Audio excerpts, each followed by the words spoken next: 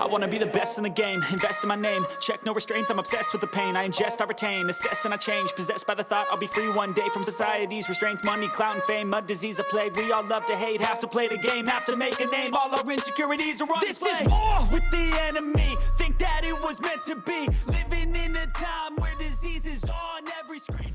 Hello and welcome, listeners, to another episode of Tactical Awareness. This is Season 1, Episode 9, and we are moving forward to a brand new superpower, hyperpower faction, Prime faction for Infinity End 4, as Owen takes the reins from Dan, as we've now finished 012 and Starmada, and we move on to Haqqislam. We're starting off with the factions we're all currently playing, and he is planning on taking them to the satellite tournament Colder Than Carbonite in Edmonton, Alberta in the next few weeks. So let's jump in with Ramah Taskforce, see what everybody's working on, and get through this faction breakdown. Hey everybody, and welcome to our newest, the next faction that we're doing for our faction guides for ITS Season 14.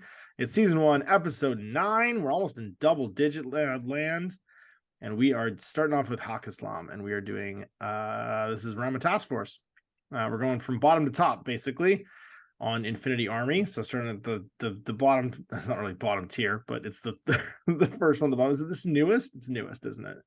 Newest is the answer. Newest to oldest. Newest to oldest, there we go. Ramah Taskforce, and Owen is going to spearhead this one as we break down the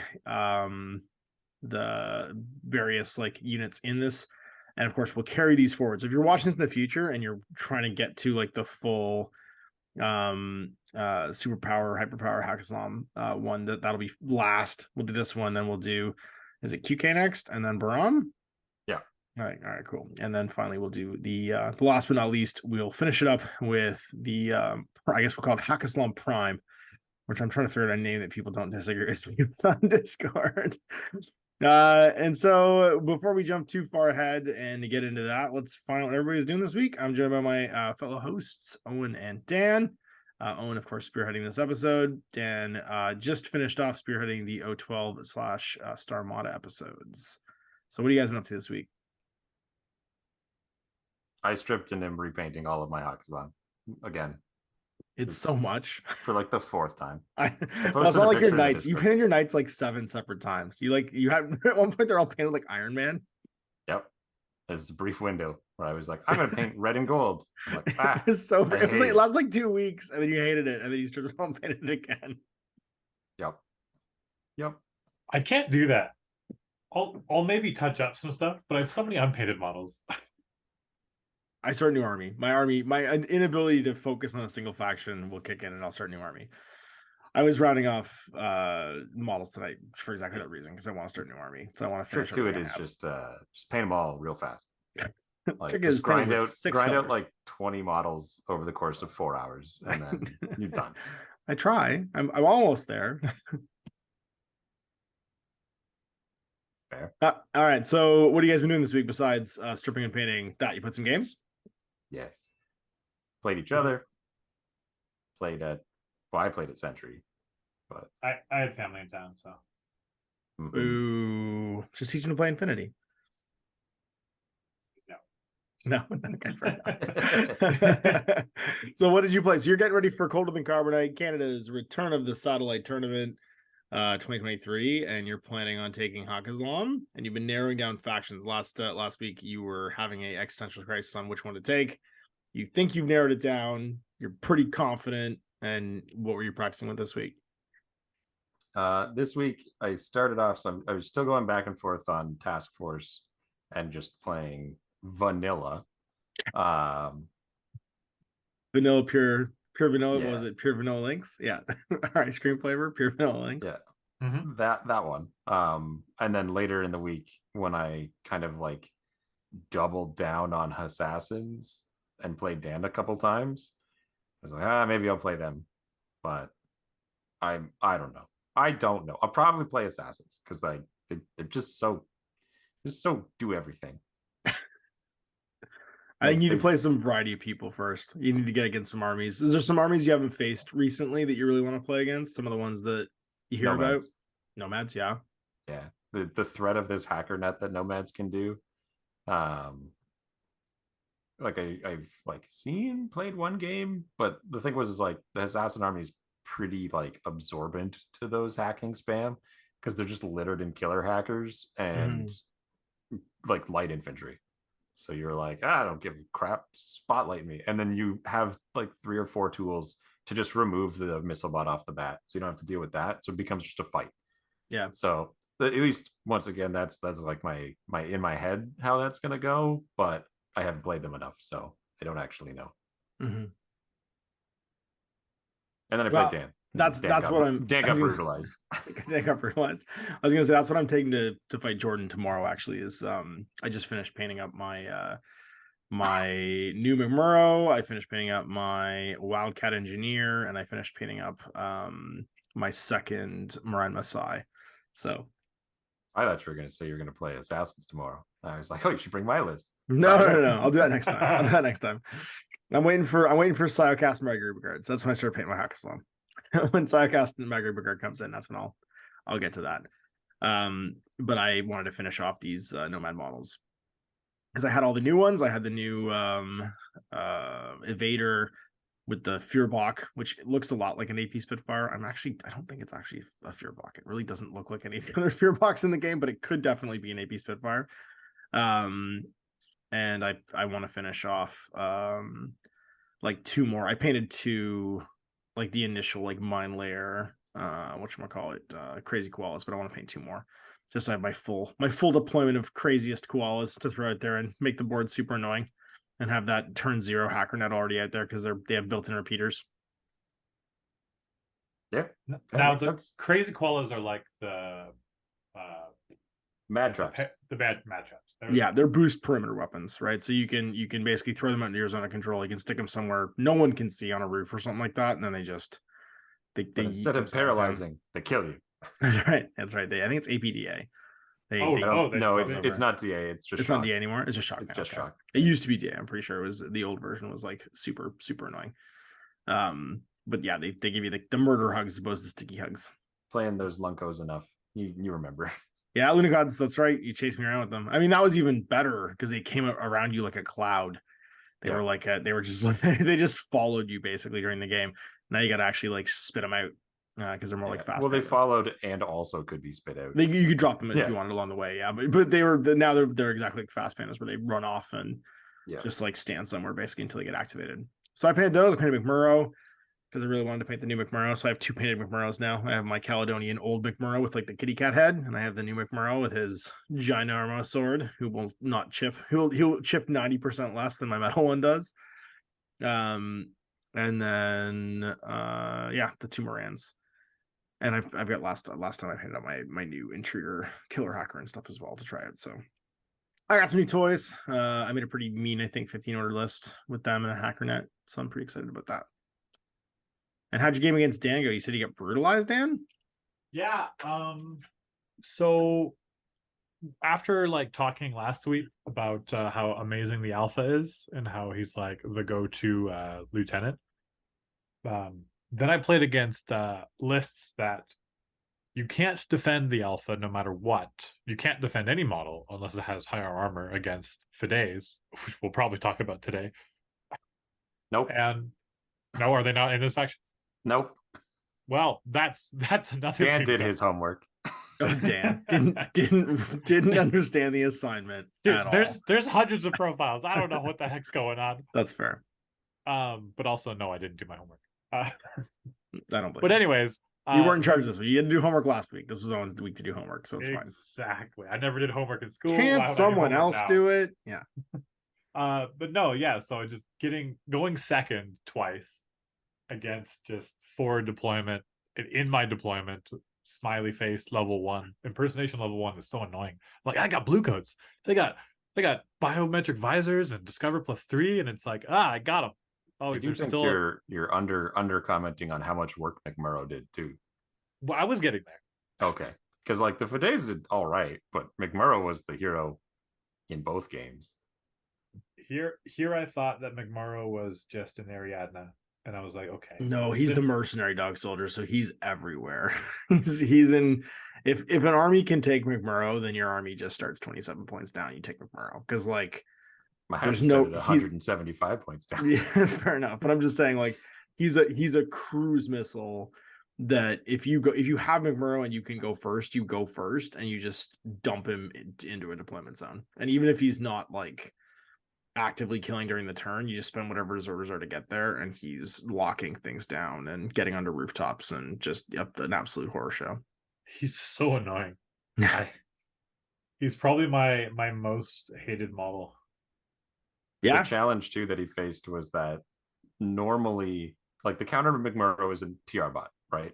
Like that's the solution: is you bring an HMG that is far away and has multiple dice, because that's how you kill dogs. And it's even better if it has a visor, because then you can't smoke dodge. Yeah. Yeah. Except that you have smoke. You have both smoke and you have Fides who can immediately jump on those HMGs. Yep. And there's no defense against them with HMGs. You need something else to defend against that. And even then, if you don't care about that Fide getting away, and all it needs to do is finish that robot off, odds are good you're going to kill that robot. Sure. Yeah. If you do that, you're 25 points to 25 points usually spent, right? So you've basically paid for yourself. And more importantly, now McMurrow's loose. That's the idea. Mm-hmm. And that was what Dan experienced. And turns out grenades on McMurrow are insanely good. I was gonna ask if he ended up using grenades on you. Do you had to get yeeted with a Fizz 19 +3 for range, like it's like super grenade? Well, it's like -6, but that's fine. And then I'm like, I'm dodging at -3 still, and all my guys are Fizz 10. And I'm just like, ah. Yeah, he can even come around the corner and do it too. It's horrifying because you always think of those big total immunity, dog equivalents, right? So like the dog faces or the bear or whatever is like they're template pieces, right? They're piece traders. They're going to hit you with like a direct template. But then they get within 8 of you and they start throwing these like 19s to hit grenades, and you're like your whole link team just gets pasted by one of these things because there's nothing they can do. He just comes around the corner and then slices the pie on one of them and hits the whole team with this like super grenade. Or he gets on the other side of the wall and spec fires on 13s. Sure, yeah, that too. Which is what he did in our game. Humming over a wall. Yeah, why not? And we were practicing. What's that mission called when you start the corners? Power pack. And so it's like if you go second, you're like, I'm so clumped. Oh yeah, it's a weird mission. Yeah. So now I'm like hidden deployment, secret deployment, camo markers. What do I got here? What can I do to survive the first turn? And then I was like, oh, Cho. And also I realized that so I found this on the app where if you print off the courtesy list, anything with Holomask gives you an option of what one you want it to look at, like and then what profile. And then when you print it off, it just gives you the Holomask models. It shows you, but it shouldn't, because underneath it says you're not allowed to know, or it's not open information if a Holomask is hidden. It 100% does not work. It just doesn't work. What you're talking about. Yeah, it'll show you the base profile and then be like, and it's pretending to be this, and you're like, no, it doesn't even say pretending to be this. I know, but base profile. Yeah. What I mean to say is like, it's here's what it is, and here's what it's pretending to be. Okay. Here you go, opponent. Weird. So I haven't had that problem, but weird.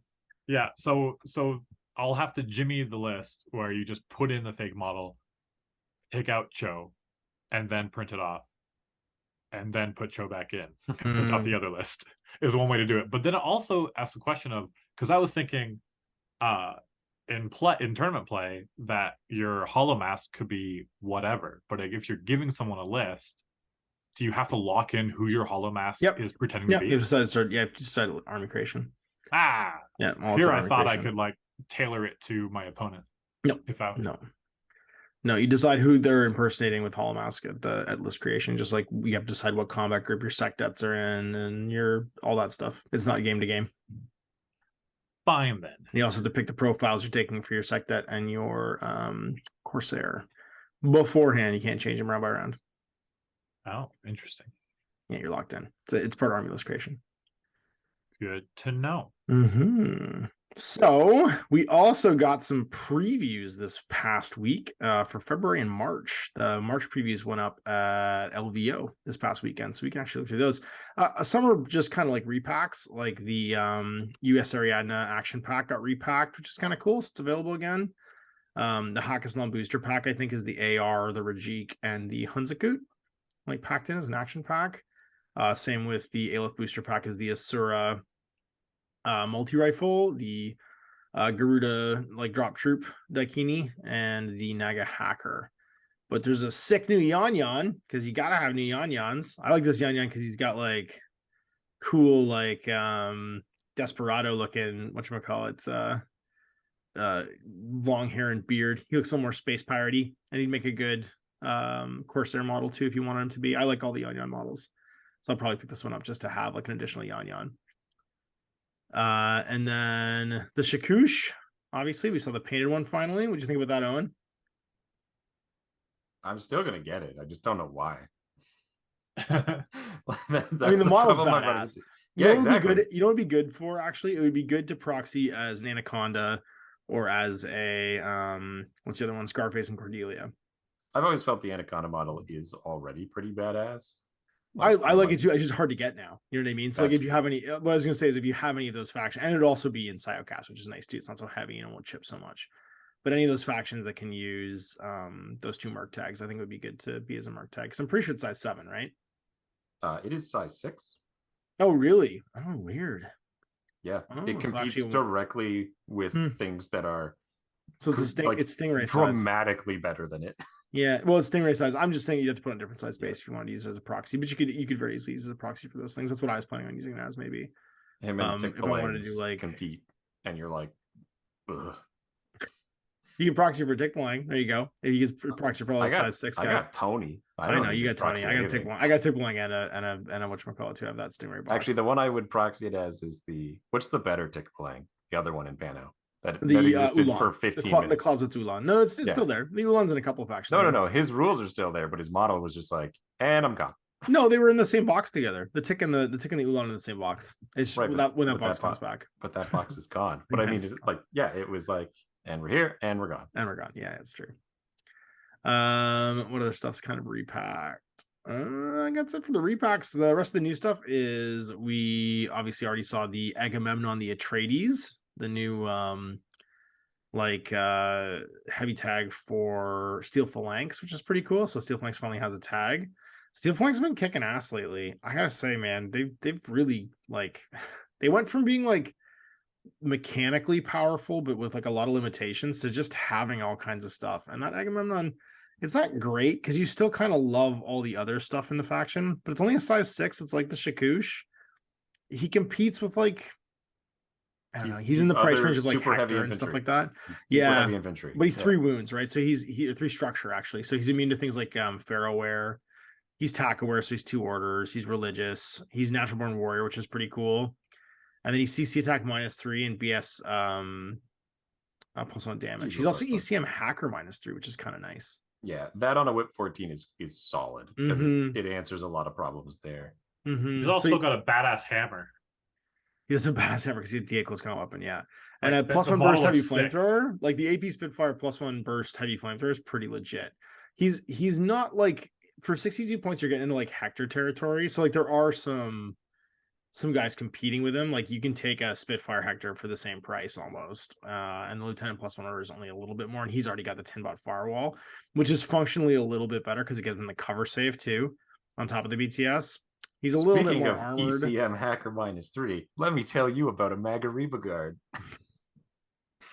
Okay. Anyway, just because like we're going to talk about the models. We got to go through this whole faction. Yeah, that's right. Yeah, okay, so yeah, there's no. We've already talked about this in Note 12. This is true. Yeah, you're right. So we got Kregador Fire Team Pack 2 with the Lobos. People are kind of talking about their weird power armor where they've got like hammer pants, which is kind of neat. And then the Riot Troops too, which were pretty cool. And then finally Gakis and Pretas that you can actually put up against terrain.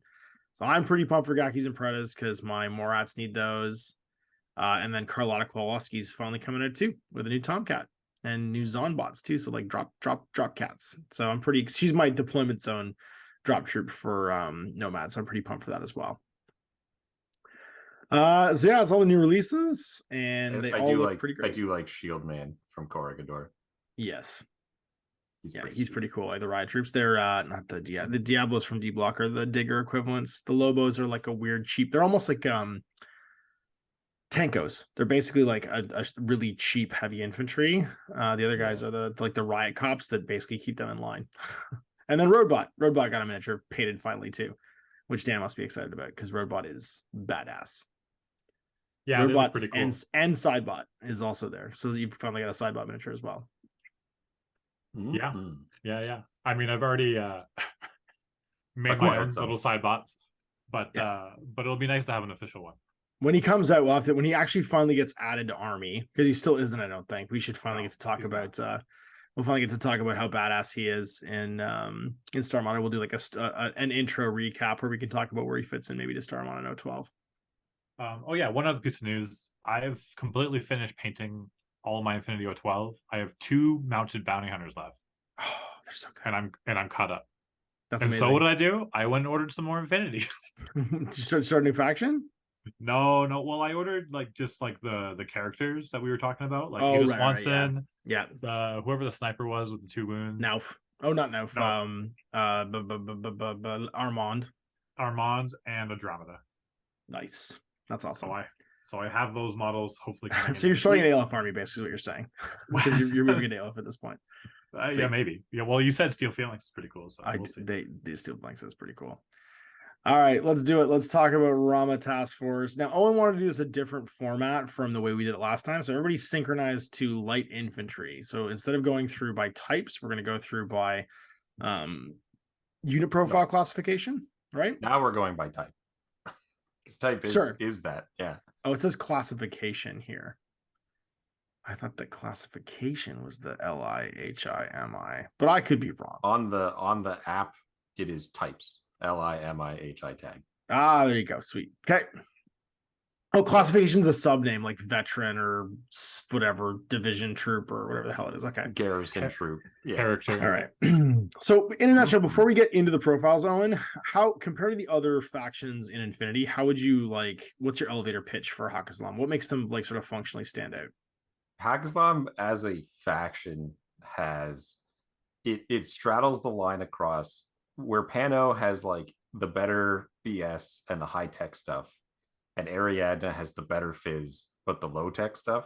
Haqqislam gets the best of both of those worlds. Mm-hmm. You've got your basic line infantry, like the Gulam, who I might as well start this off with. Sure, yeah, go the light infantry there. Haqqislam's gimmick is they all have a better whip, and whip is the core fundamental ability for repairing, healing, and doing objectives and hacking, which weirdly makes them good hackers without actually having any specialized hackers. But on top of that, their basic weapon loadout on their units is rifle, light shotgun rather than combi rifle. Whereas everybody else tends to have a rifle and a pistol or a combi rifle. Their basic trooper is rifle, light shotgun, which means every single guy with few exceptions in their factions has a template weapon just available. Yep. And a +6 at 8 inches as opposed to +3. It does mean that you have to play it differently because you can be in the wrong range bands for your rifles and your burst will change and you'll hit bad mods. So you have to really learn what that 8-inch line is when you go to picking your weapons. But once you do, all of a sudden you have guys who are objectively better than other base troopers at the same range bands, and usually for cheaper than the other guys are. Mm-hmm. At the cost of a BS, at least compared to Pano and 012, but everybody else is floating around 11 anyway. Mm-hmm. It makes them 5% worse at the brawling range of 8 to 24. They're kind of middling to average, but at short range they're super dangerous and they're really good at fixing and doing objectives. Yeah, and this is once again comparing to the two factions that have a bit of a buffed BS12, because most factions are BS11. Zhang Shi's are BS11. Yep. The Zhang Shi is the guy who I would compare why it is that Gulams are just better, because the Zhang Shi is the same point. I mean, it's not a great thing for this podcast because we've talked about what a Zhang Shi is. Sure, but it makes them stand out. For BS, they're both 11 points. And the difference is Zhangxi get +1 to dodge, but they lose 1 whip. They get the combi rifle, but they lose the shotgun. So And no so, template, like, no +6 at 8 inches. Yeah, so you lose that. You get to dodge a little better, but you're still Fizz 10. You're playing the same game as the Ghulams are, but you lost the shotgun and you lost the inherent I'm better at all things involving my willpower. They're Resetting. 13s as opposed to 14s. Yeah. Yeah. What's their So- CC? Is it a little bit higher?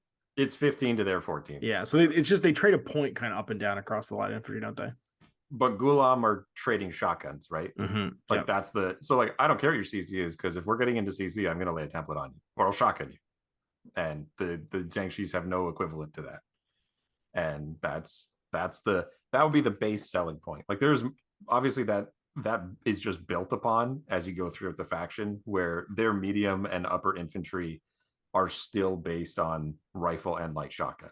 And maybe it's a different kind of rifle, maybe it's a different kind of shotgun, but basically they gave those underslung shotguns to everybody in the case of emergencies. Yeah. You also doctor at minimum +3. Yes, like the you worst guys have doctor in the faction is 17. 17. Yeah. So you have an 85% chance of passing your doctor rolls with a Ghulam. There is an exception. Oh no, I guess what the exception is doctor 2 wounds. Yes. Yeah. If they yes. don't doctor at 17, they might just heal 2 wounds when they doctor instead. Instead of 1, yeah. They might or provide it. Sometimes both. Yeah. think You've Avicenna's also got the only impersonation melee troop outside of the aliens. Yes. Outside of the Specular Killer and like a Jan Star or something like that. And then you also have the most access to viral, I think, outside of like MMRF, who have like some viral rifles here and there. They do have more, because MRF only have the like 1 unit. Like Yeah. But Haqqislam has that unit and then also gave it to like a third of their melee guys. That's right. Yeah, a lot of viral weapons. Like the Lugarus, yeah, Lugaru. So they basically face off against the Lasiques. Both groups have viral rifles just handed out. Lasiques have +1 damage on theirs because welcome to being slightly newer, I guess. But they're just a 1-to-1. But then you hand it out to like certain assassins get it. Viral pistols are handed out weirdly often. Quite a bit, yeah. So shotguns and viral guns are like your thing. And then you also have a huge access to camouflage as far as skills go. You have a lot of camouflage profiles. Camo is all over the faction. Infiltration is all over the faction, along with forward deployment. You're getting tons of models that are capable of starting outside of your deployment zone. As far as lieutenant options, you just get like a wall if you're in the base faction, and all of them have like a different like gimmick. Like you don't get in this situation like O12. I found you take the alpha unless you're afraid of your opponent being able to just kill your lieutenant. If you don't want to do that, you can either hide your lieutenant or you can bring Hector. And that's kind of what you get. And then Haqqislam is like, oh, you want a murder lieutenant, or do you want like general lieutenant, or do you want to have like a medium tier lieutenant, or do you want like there are a lot of lieutenant options. Yeah. The base faction has 15 lieutenant choices. All right, so a lot. Like, all right, so big key broad strokes then: doctoring, viral weapons, good whip, off-handle shotguns on almost everybody for like short range, medium tech, but also all of the sort of like nice hidey camo-y light infantry stuff, and also impersonation that you would get with like Ariadne or the aliens, with the ability to still get the MSVs in a pretty common, like it's common enough that it's not an exception for them to be able to smoke MSV. And have those like those high-tech pieces of tech that are on their guys and X visors and stuff too. Yeah, X visors show up in the faction as well. And then they have a super soldier program, which is the basis of the Ramah Taskforce. Is basically the super soldier program teamed up with the heavy armor. That's the gimmick of this faction. Cool. So let's jump in then with light infantry and give them some classifications. So starting alphabetically from light infantry is you have your beast hunters. I believe we talked about these in 012. Briefly. They are dirt cheap I can kind of do everything, but I'm not good at anything. But they're cheap mid-tier, or they're midfielders, essentially, is the way I would treat them. Well, you don't get Delamy in the Ramah Taskforce, so having the FTO mine layer is actually pretty cool. Exactly. 9 points. You do get access to some midfielders, though, and we'll get to those later on. For sure. But a 9.1 is pretty awesome. Exactly. Yeah. And so yeah, you've got a 9-point guy who's armed with a flamethrower and a Panzerfaust and mimetism, and then the ability to fight in melee and move around quickly. He's irregular, so he gets a huge discount. He has mimetism for some reason. I don't know. But I've used this guy to he just absorbs mines every time I've brought one. Like, he walks out with his Fizz 13 and hopes to dodge. And he's already served his purpose by existing. And by laying an AP mine. And by laying that AP mine at the start, which is just a distraction in the sea of camo that this faction could bring. This sub faction, not as much, but they still have their own tricks. There are 2 surprise attack -3 camouflage forward deployment ones as well, with like the same kind of stuff on attack bow option. But if you're taking this guy, you only get one, so you might as well just take the cheap one. Yeah, I think there's a good case for the 15.1 with the Panzerfaust. I don't know if I would ever take the tack bow. No, I'd never take tack bow one. I don't know why I would. We were talking about the tack bow, and it's like, hey, you can get one shot at close range. That's DA, and if you kill someone, they can't turn around. Yeah, it uses your Fizz, which is kind of neat. It's kind of like a grenade. The one on Dart that's viral, I'd take, but yeah, the regular tack bow, I don't super know why I'd take it. First one's always bad. So Beast Hunters, who's next?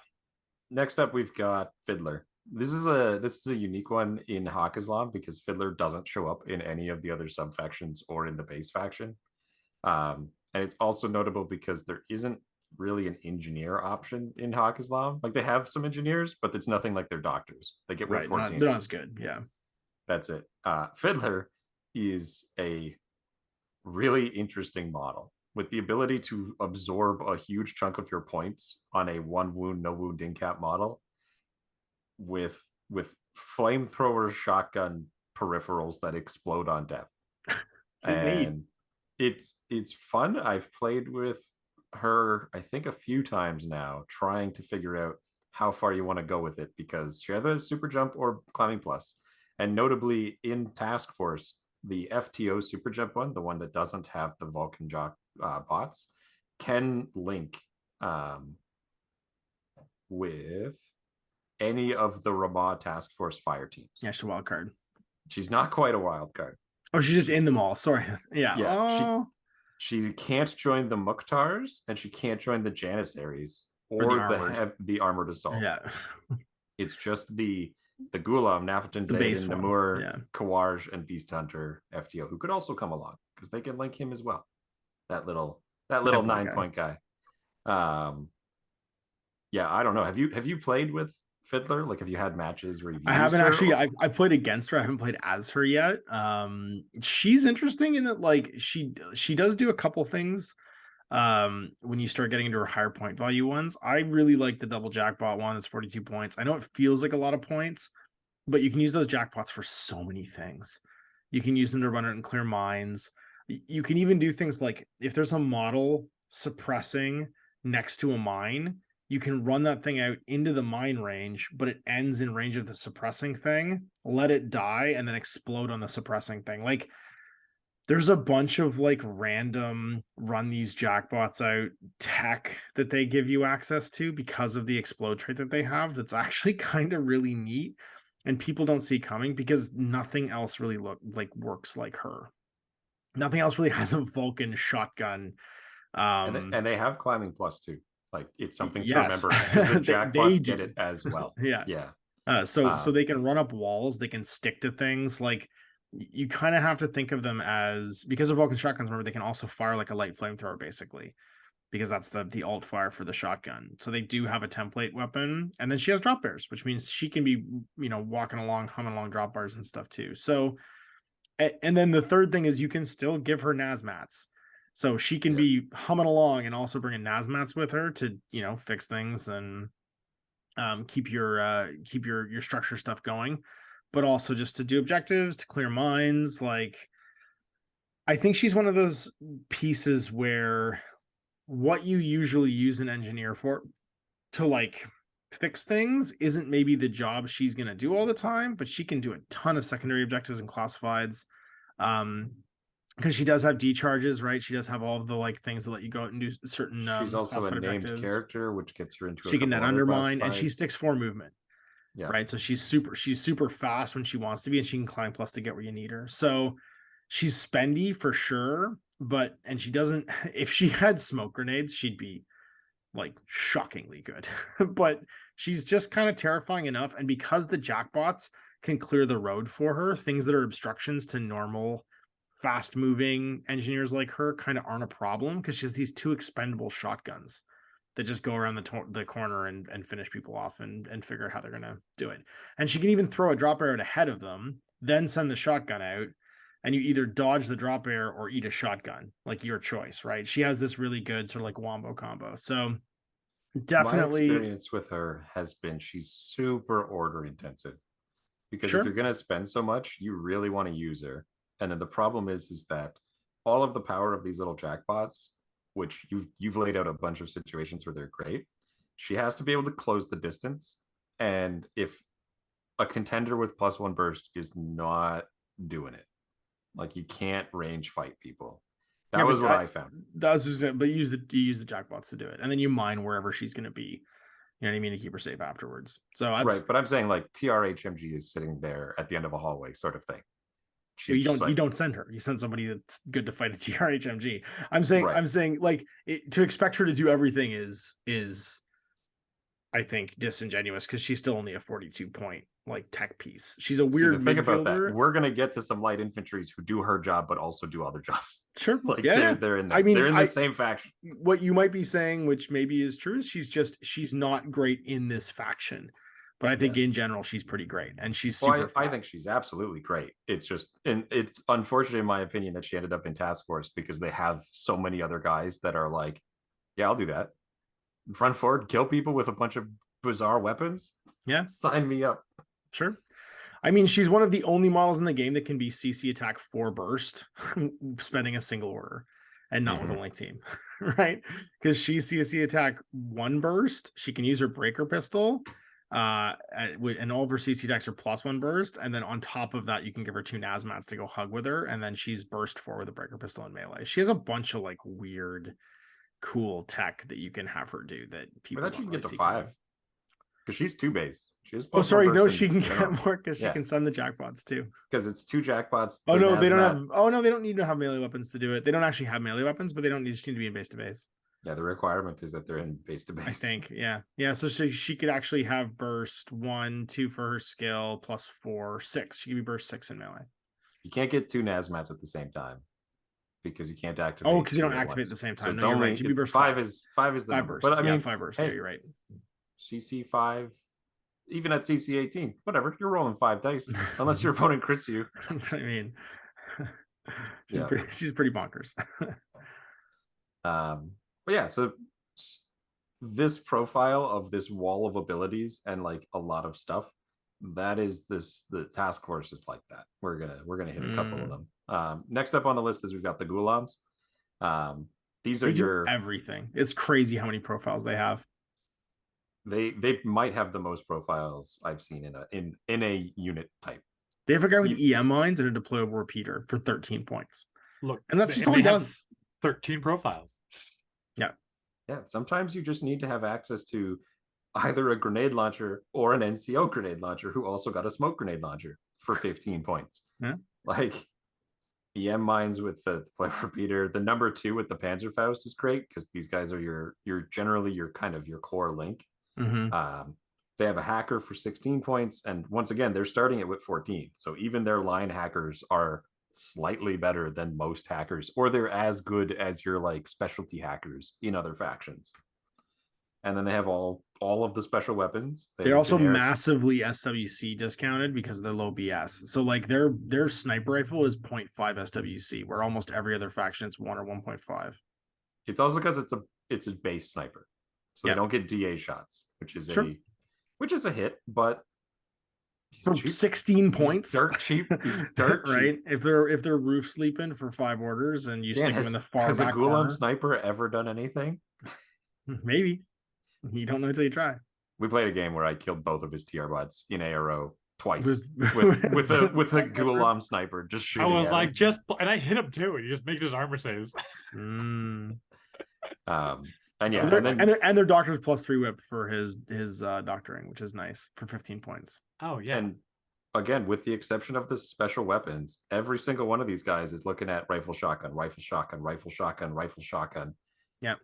And Rifle, shotgun, EM mines, deployable repeater is my favorite for 13 points. I For 2 generally points, bring you one get. of those. I would just bring nothing, but I would just be exploding EM mines everywhere. Why not? Why not? Exactly. If you took 4 of those and then just like coordinate dropped EM mines all over your deployment zone. And one of the Gulams in here has +1 command token too. For 15 points, has a lieutenant option. And like that's a legitimate lieutenant option. So functionally speaking, these guys are a great. You go and select your like core of like, this are my hitting pieces, these are my button pushers, these are my like functioning tools. You've got support pieces in these Gulams that can actually still do a bunch of stuff and like contribute in a really like significant way for very few points and very little SWC cost. They're a great line troop.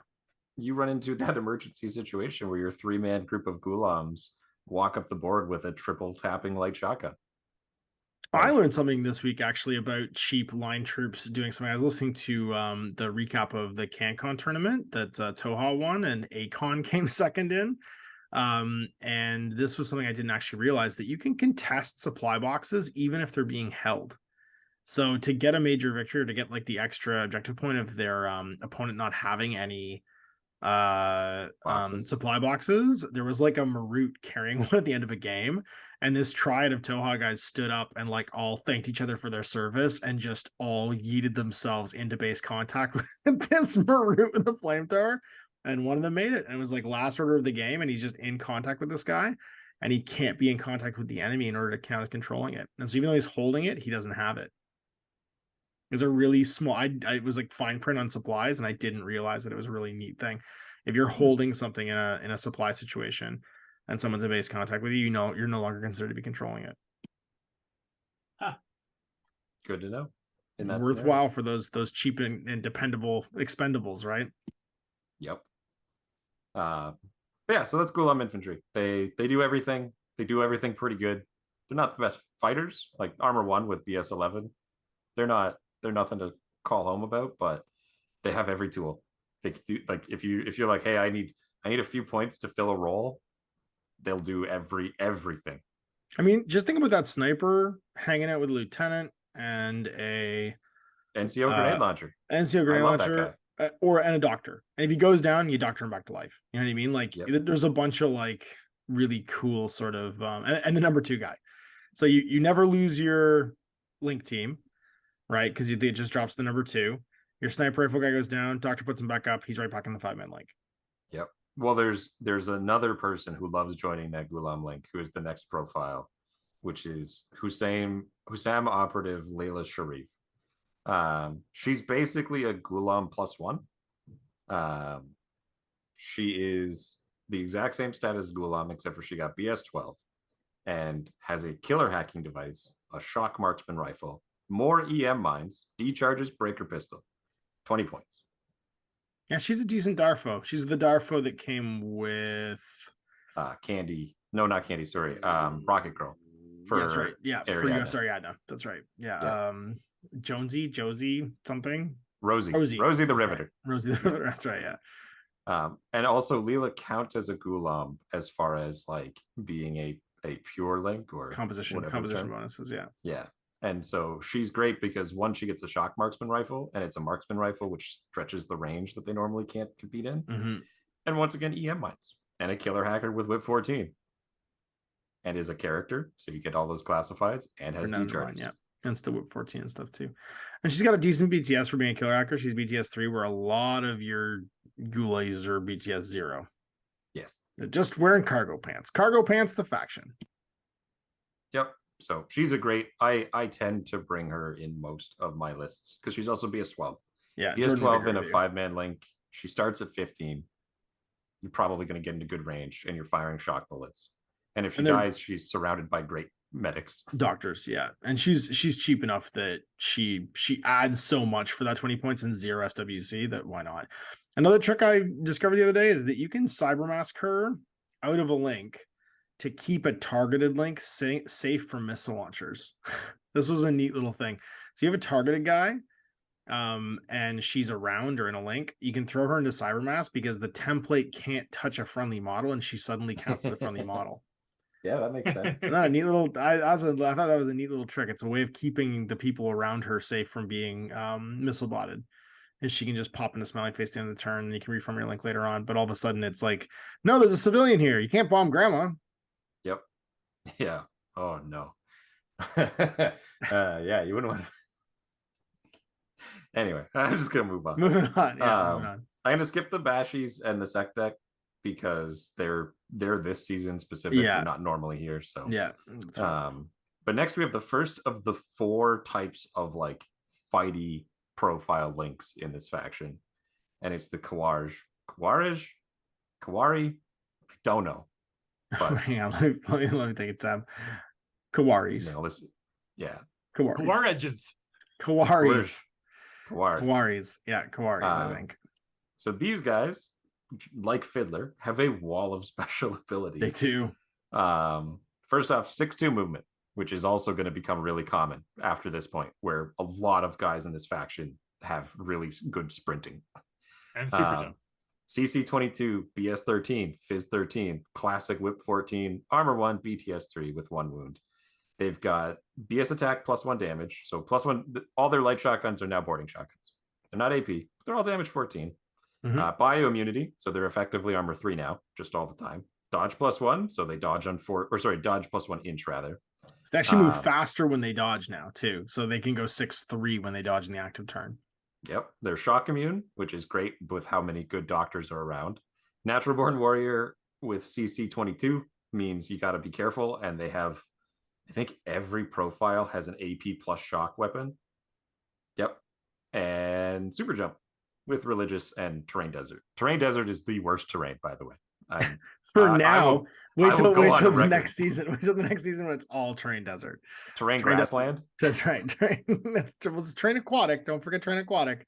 When was the last time you played on a water table? Hey, there was a table that had a water feature. I've never played on a table that has a desert feature. That's fair. But yeah, then you get into their profiles, and like the Ghulams, they have a whole wall of them that do kind of everything. They've got forward observers. Also, they have grenades on most profiles and are AVA 5 and linkable. So just something to consider on your Fizz 13 super jumping 6'2" guys, that they can all just hum grenades at people if needed, or over walls, which is really the idea, right? Yeah, it's only really the SWC pieces that don't have them, like the Rocket, the Spitfire, Mark 12. They're the only ones that don't have them. Everybody else has the grenades. Yep. Also, you have a Lieutenant Forward Observer profile, which is just bananas. Yep. And he rifle, shotgun, grenade, flashballs, AP plus shock weapon. Yeah, like they're great. And then the one that stands out for me the most in this entire group, I guess it's 2. One is the Chain of Command, because Chain of Command is not super common, especially, or at least in this faction. And the second one is the NCO Mark 12 MSV2. Yeah, that guy's a cool hunting piece. He's pricey, and he does only have 1 wound. So like if he messes up, he's going down, but at least he's shock immune. But with how fast he is, and like the fact that a Ghulam NCO could just be pumping smoke grenades wherever you need them on the board. And can come with him because he's part of the Ramah Taskforce fire team, right? So you could have like Ghulam smoke with him in a Harris, right? And a doctor like backing him up, and you can have a little fighty. Or Layla, yeah, have a little fighty. Come along too. He has the same range bands as Layla. That's why I wasn't really thinking Layla, but you're right. Yeah, she's a specialist. She should come with him. Layla, with him, and a doctor hacker. Ghoulie. Yeah. Yep. Yeah, and so like I think these guys are great. I have never had success with them. With the brief window where they had fatality in the previous edition. Oh yeah, I forgot about that. Top and bottom crits. Yeah, 10% these guys was bananas.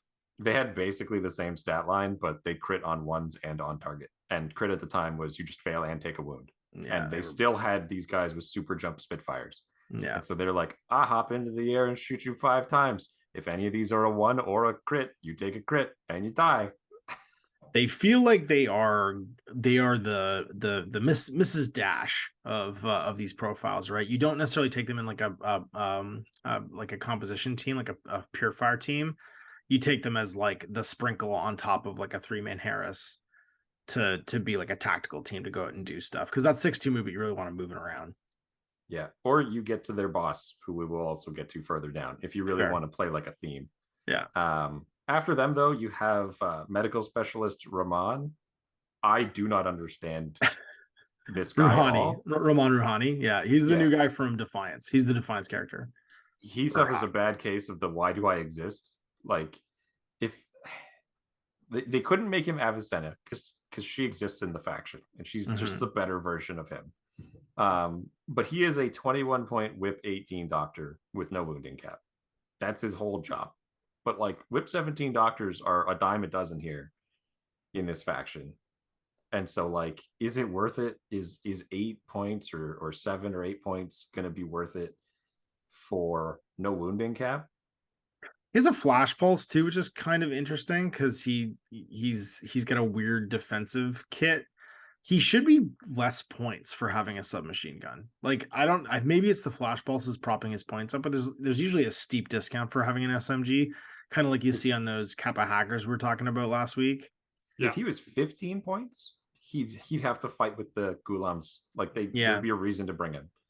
If he was BTS 3 instead of 6 and had bioimmunity, then I think he'd be worth taking. 21 points. Yeah, if you kept exactly the way it is, but gave him bioimmunity as well, that'd be pretty cool, because then he's this weird tough guy. Yeah, you know what I mean? He's a doctor that gets there, but he's not super fighty. Like he's like, the SMG's cool, maybe you can suppress with it, but he's also not shock immune.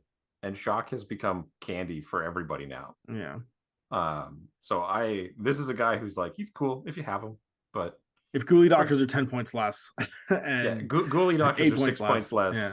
Yeah, and they can also not mess up your links, because while he is a wild card, like he can go with anybody, he's gonna mess up whatever links you have, and there's a lot of good links in this faction.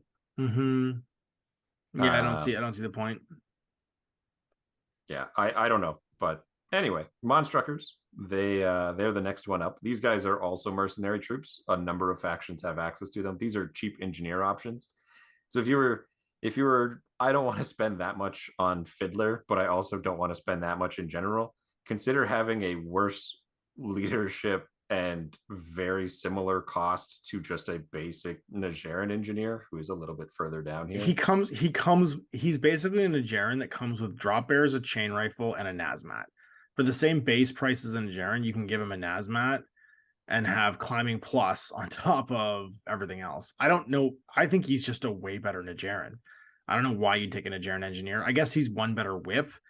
I'd rather have all of the extra drop stuff. bears, chain rifle, climbing plus, and already start with Nazmat. You know what I mean? For my Monstrucker, probably. I would rather my engineer was a regular order, because he's probably not doing much most of the game. He has drop bears. I'd have him be irregular and then just hum drop bears. And you have so many command tokens in this. If you really need to make that a regular order, you can. I would just use that 3 turns to hum a drop bear everywhere and just mine the crap out of wherever he is. Yeah, all right.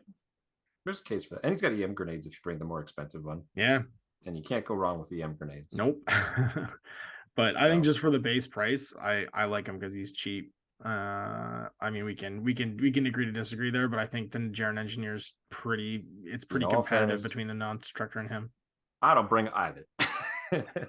Sometimes I bring a Najaran engineer, but I usually don't bring engineers. Yeah. Because if my robots die, I've lost anyway. Yeah, but getting isolated can be bad too, and the engineers can get you out of sticky and get you isolated. That's get you out of immobilized. There's reasons besides fixing structure units, right? It also gets you out of a bunch of states. Yes. But moving on from the Monstruckers, we have the second of the brawler groups is the Mukhtar active response unit. They also are 6-2 movement, and I told you that's going to be a theme. CC 16, BS 13, physical 11, whip 14 as always, arm 1, BTS 6.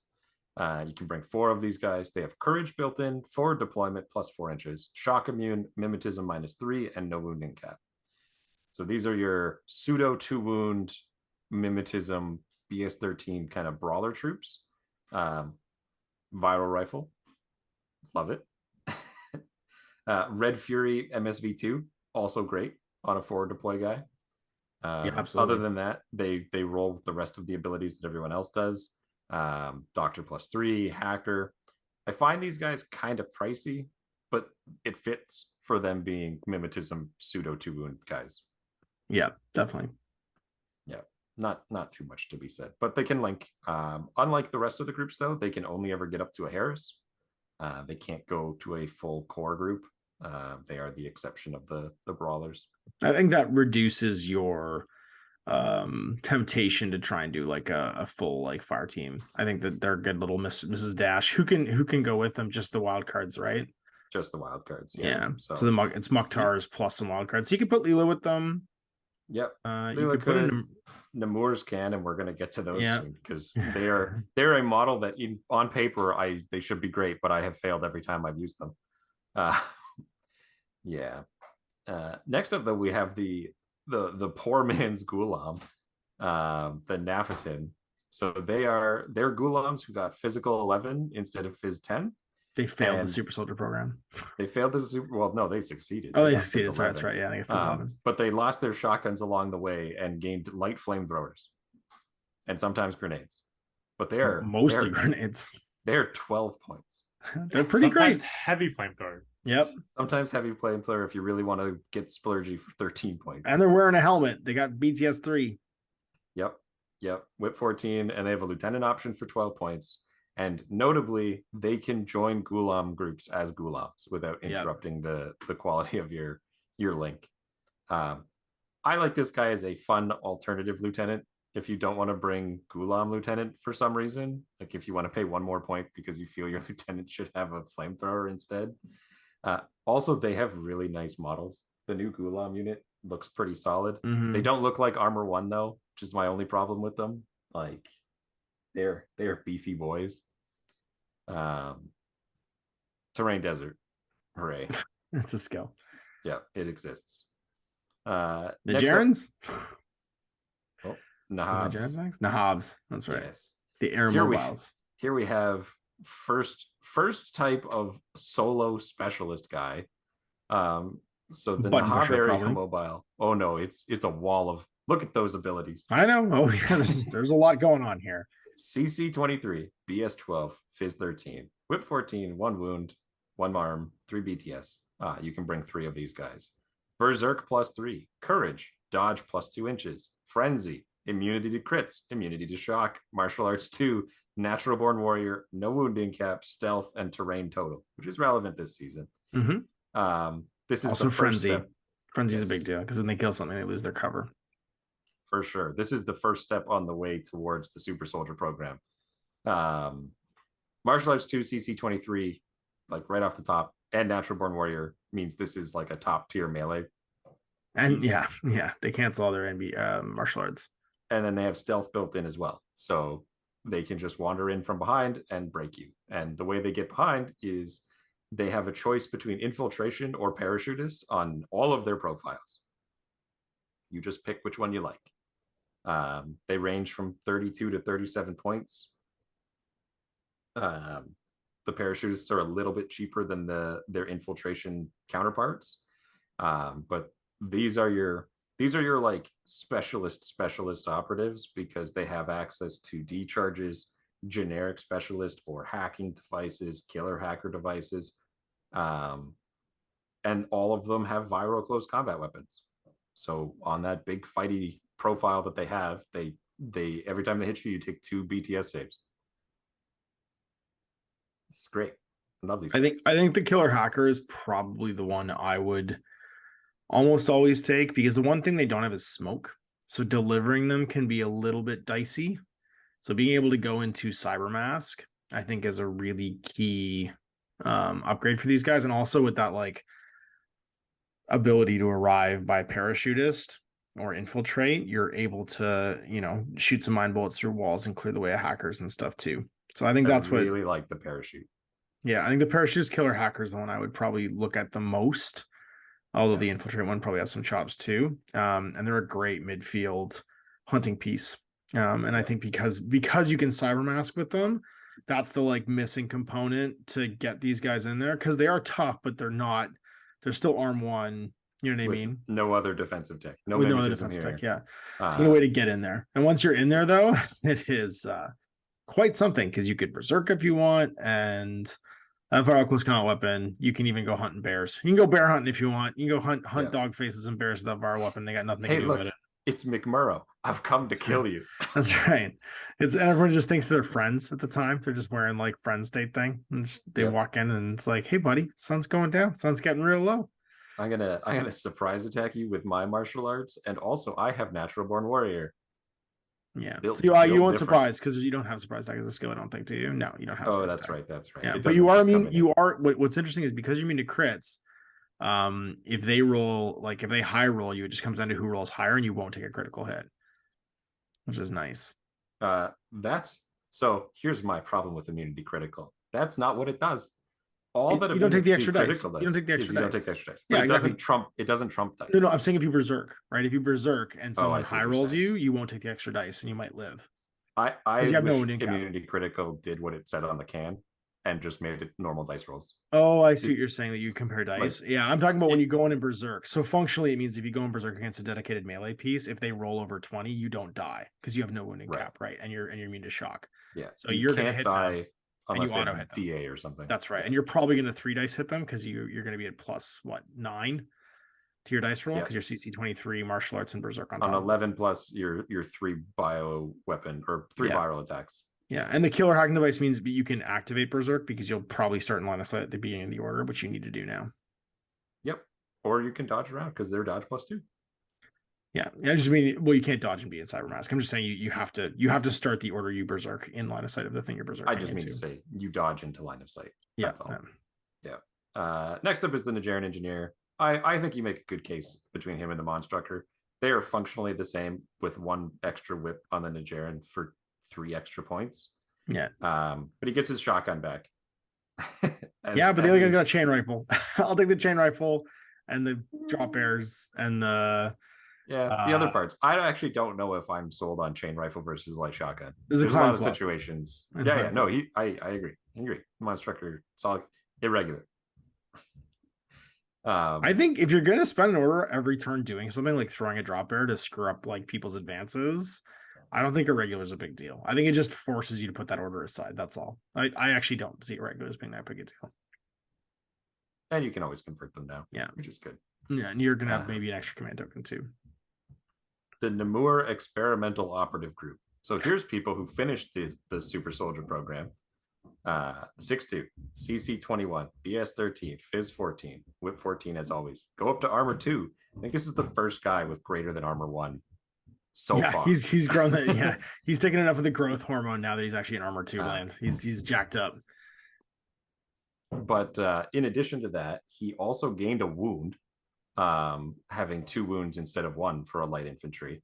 And in his ability list, he's got good old-fashioned CC attack +1 burst. Kind of weird because it doesn't really have a lot of CC going on, except for the fact that he has an EM CC weapon. And so he's inherently terrifying to the things that EM is, like robots. Your tag's got to watch out, and your heavy infantry for that matter. But EMCC weapons are also good because they're essentially better DA weapons.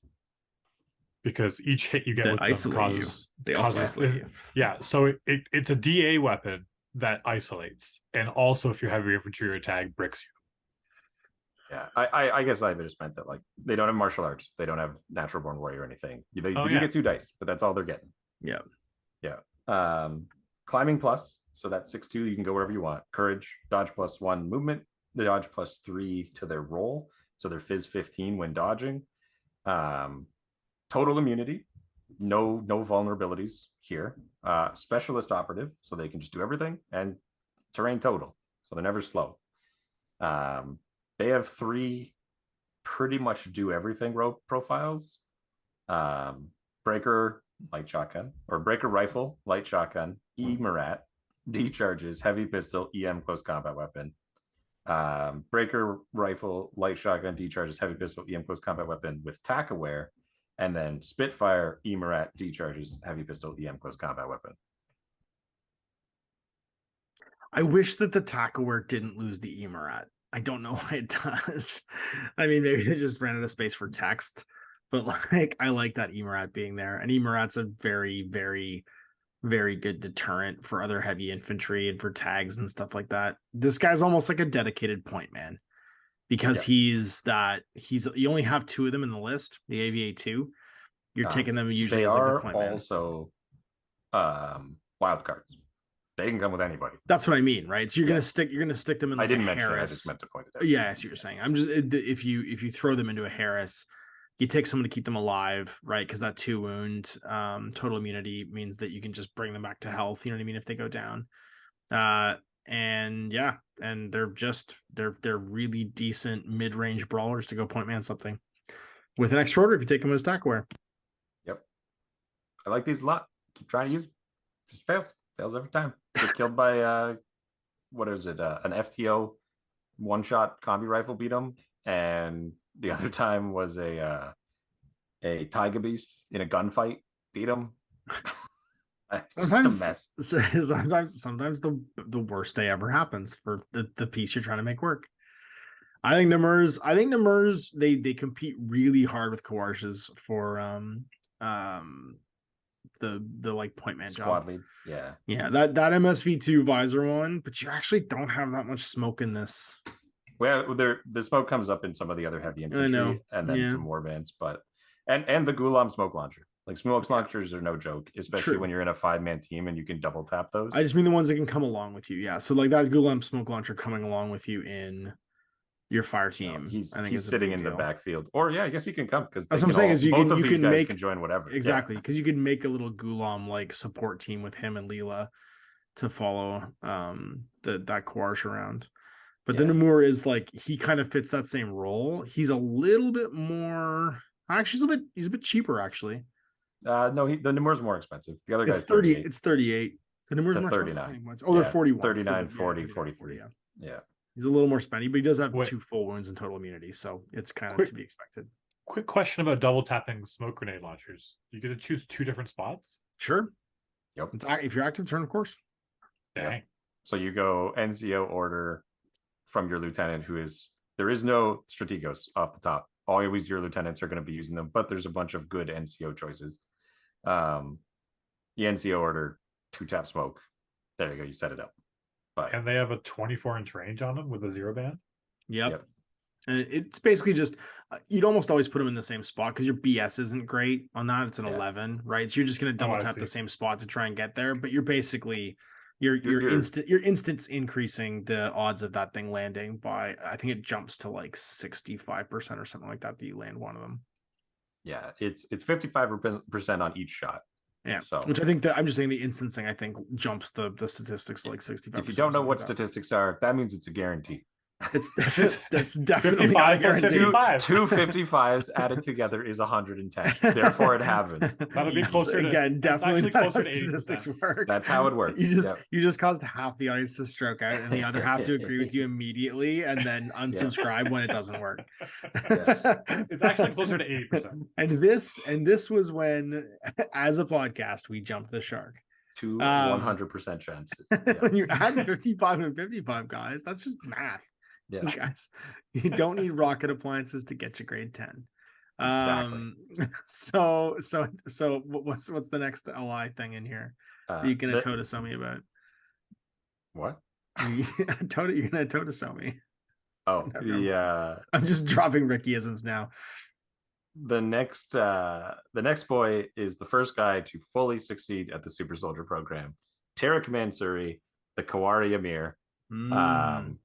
He is a big boy. He is size 5, which is worth pointing out because I'll forget. Size 5 light infantry. I like how in no definition of the term does this guy qualify as light infantry, but he's basically Captain Haqqislam. Yeah.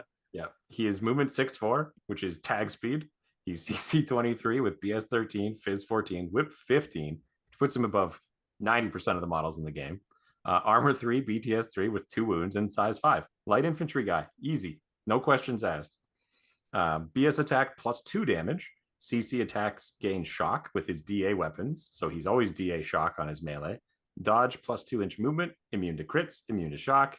Martial arts 1, so he just inflicts a -3, but he's got natural born warrior, so he doesn't take it back. Religious troop, stealth, and super jump. He has 5 profiles too, 2 of which are lieutenant profiles, which I think is bananas. Yep. Obviously, this guy's a character too, so you only get one of them. Correct. He has essentially 2 loadouts. He either gets AP rifle, light shotgun, grenades, pistol, DA close combat weapon, or he gets a Spitfire, nanopulsar, grenades, pistol, DA close combat weapon. And then you have a choice between the first profile with tack aware, or the first profile with 2 lieutenant orders and +1 to your SWIC, or the Spitfires, where it's the first profile, no tack aware for the Spitfire, which I find strange, and then double lieutenant order, 1.5, 57 points with the Spitfire. Do you find you run out of SWIC in this faction? Nope. I mean, you can. You definitely can hit a wall depending on everyone can what you want. But I've found that I very rarely hit it because there's so many good brawler guys that are cheap on SWIC in this. Because they just have like a menagerie of guns. But this guy is great. I've only used him like twice really in games because I find there are so many people who want to be upfront and like even now as we've gone through it, like the Nahab guys are going to do a mini version of what he's going to do. The Mukhtars are going to do a mini version. The Namurs are going to do a mini version. Obviously, the Kawari are going to do a mini version of what he's doing. And none of them involve risking your lieutenant. Yeah, I don't see any reason to take this guy over the Takwar Namur. Like, yeah, the Takwar Namur is cheaper, has the same defensive tech basically, but is total immune. Climbs instead of super jumps, has a breaker rifle instead of an AP rifle, which is in a lot of cases better because it's going on against a lot of factions. It's going on the higher, the lower stat. AP BTS, yeah, AP BTS. He does have a damage 15 AP rifle. But he's less points, and you're still getting that 2-order thing with attack awareness. You know what I mean? Yeah. I have a hard, like, I like him. I want to like him a lot. As like a solo fighting piece, you're giving up that 3-order profile, and then you're having to invest in chain of command because Ramah Taskforce is not very loss of lieutenant resistant. You don't have a lot of veteran. You don't have a lot of guys who are like, you have some like people that are resistant to retreat because you have a lot of religious. There is a veterans group. We're almost there too. But I'm just saying, like, but not everywhere. You know what I mean? So you're not super resistant or reinforced to like a lost lieutenant for having that guy go out and Rambo. Yeah, I the only thing I really like about him is the +1 lieutenant order, because there are a couple really good NCO guys. Like that Gulam smoke grenade launcher or regular grenade launcher, he carries a lot of weight on his shoulders, and if you can do it twice, or the Kawari with the MSV2 also is really good. So like I do like that, but he can power up that guy if you're sending the Kawari in like a little tactical team forward. Yeah. Or if you need him to be the point man for a little bit, Tarek can be like, yeah, I'll follow you, but I'll deal with the second wave. Like you go kill that MSV sniper or kill that the MIM sniper. And he does have the +1 SWIC. So if you find that you're hitting that wall on SWIC, like you want to bring the extra Spitfires and stuff, +1 SWIC is +1 SWIC. Like that's great. That goes beyond the bounds of the game. Yep. And then just use them to throw those Fizz 14 grenades because that's how this guy's getting up to BS 14. Again, we were talking about this before the podcast started. This is one of those factions that's not quite hard capped at BS 13, but most of your midpoint value fighting units are going to be at BS 13. So they're going to be 5% worse than most of the best fighters on the other side of the board. Yeah, so it's going to be one of those, like, if you can't tie knots, tie lots, have lots of backup pieces, spend that SWC, bring extra gunfighters, because some of them are going to lose, and you need to have a backup piece to get the right angle. Yeah, they generally make up for it by the doctor. After him, we got Workhorse. I want to talk about Workhorse. They exist. They're great. They're 3 points. They're your last 3 points. I would always take one to spend. If I can find the spots, I'll take a Workhorse. If you don't know what they do, it's a flash pulse. To your doctor bot, you can bring a war core instead. Sure. Wild Bill is in this faction. He shows up briefly, able to join the Janissaries, which is a weird thing that he does, but we talked about him before. His big claim to fame is his multi-pistol, but then he has to run with Janissaries, and we'll get to Janissaries. I have a problem with Janissaries. Janissaries are old orc troops, basically. They have the same problem. Next, we get probably one of the, like, it's my favorite profile because it's so weird, is the Hakim. We're moving into medium infantry now. Medium infantry. All the lights are done. All right. And so now the list gets our mid-range dramatically gunfighters. shorter. So that's true. But you had mid-range gunfighters. You had lots of support pieces. I guess I kind of forgot to start. And you had a couple midfielders. That's okay. No, we talked about the clan as we went, but your big fattest stack in there was mid-range gunfighters, right? Yeah. You had a ton of gunfighters, all in that like 8 to 16 to 24-inch band. There was really no HMG gunfighters. They were all like rifle variants or Spitfire brawler variants. There wasn't really anything they got outside that band yet. So let's see what's next. Yeah. So moving into the medium infantry, you get the Hakim. We're going right back to support. This is Dr. Parachute. He has a med kit with +1 burst. So he can double tap with his BS12 medical kit. He's whip 15 base, so he's whip 18. Also, just on an aside, I want to point out the fact that this guy has 24 points. And remember that Rahman was in this list at 21 points. And anyway, just remember that. Go back. Just remember that Rouhani was, Rouhani was nowhere near this guy. And this guy's armor 2, BTS 3, 1 wound, because of course, movement 4/4, but he's parachutist. He has regeneration and terrain total. And then for 24 points, he comes in from the side with his little SMG, chain colt, pistol, and close combat weapon.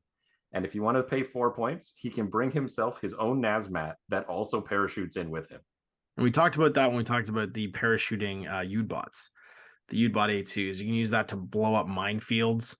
There's a ton of value in a parachuting disposable piece. Yeah.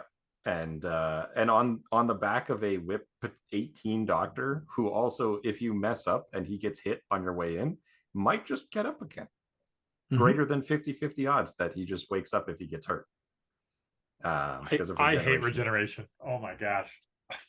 If you forget they've got it, finish them off. It can be a giant pain when they just get back up like Jason Voorhees. Speculo killers have regeneration now. Yes, they sure do. They didn't way back when, but they do now. Oh, did Dan learn that? Yes. Oh, he always double tap, man. You always double tap them when they're down. I won that game. Always step on necks. He did win that game. That's fair. So solid support button pusher. I think he's a solid button pusher because he has parachutist and whip 15. So scenarios that have the consoles on the left and right, or in like your opponent's corner, if they're not effectively defending it, or your herd of 6'2" super soldiers hasn't just like broken the back of whatever's on one side, this guy casually walks in from the side, picks everybody up. He fires 2 med packs and regenerates your whip or your fizz 12-13 guys, and then carries on his merry way. And nothing stops the A2 from coming on not the other side of the board. Yeah. So you can come on completely opposite sides of the board if you want, and that way your doctor can be in 2 places at once effectively. Yep.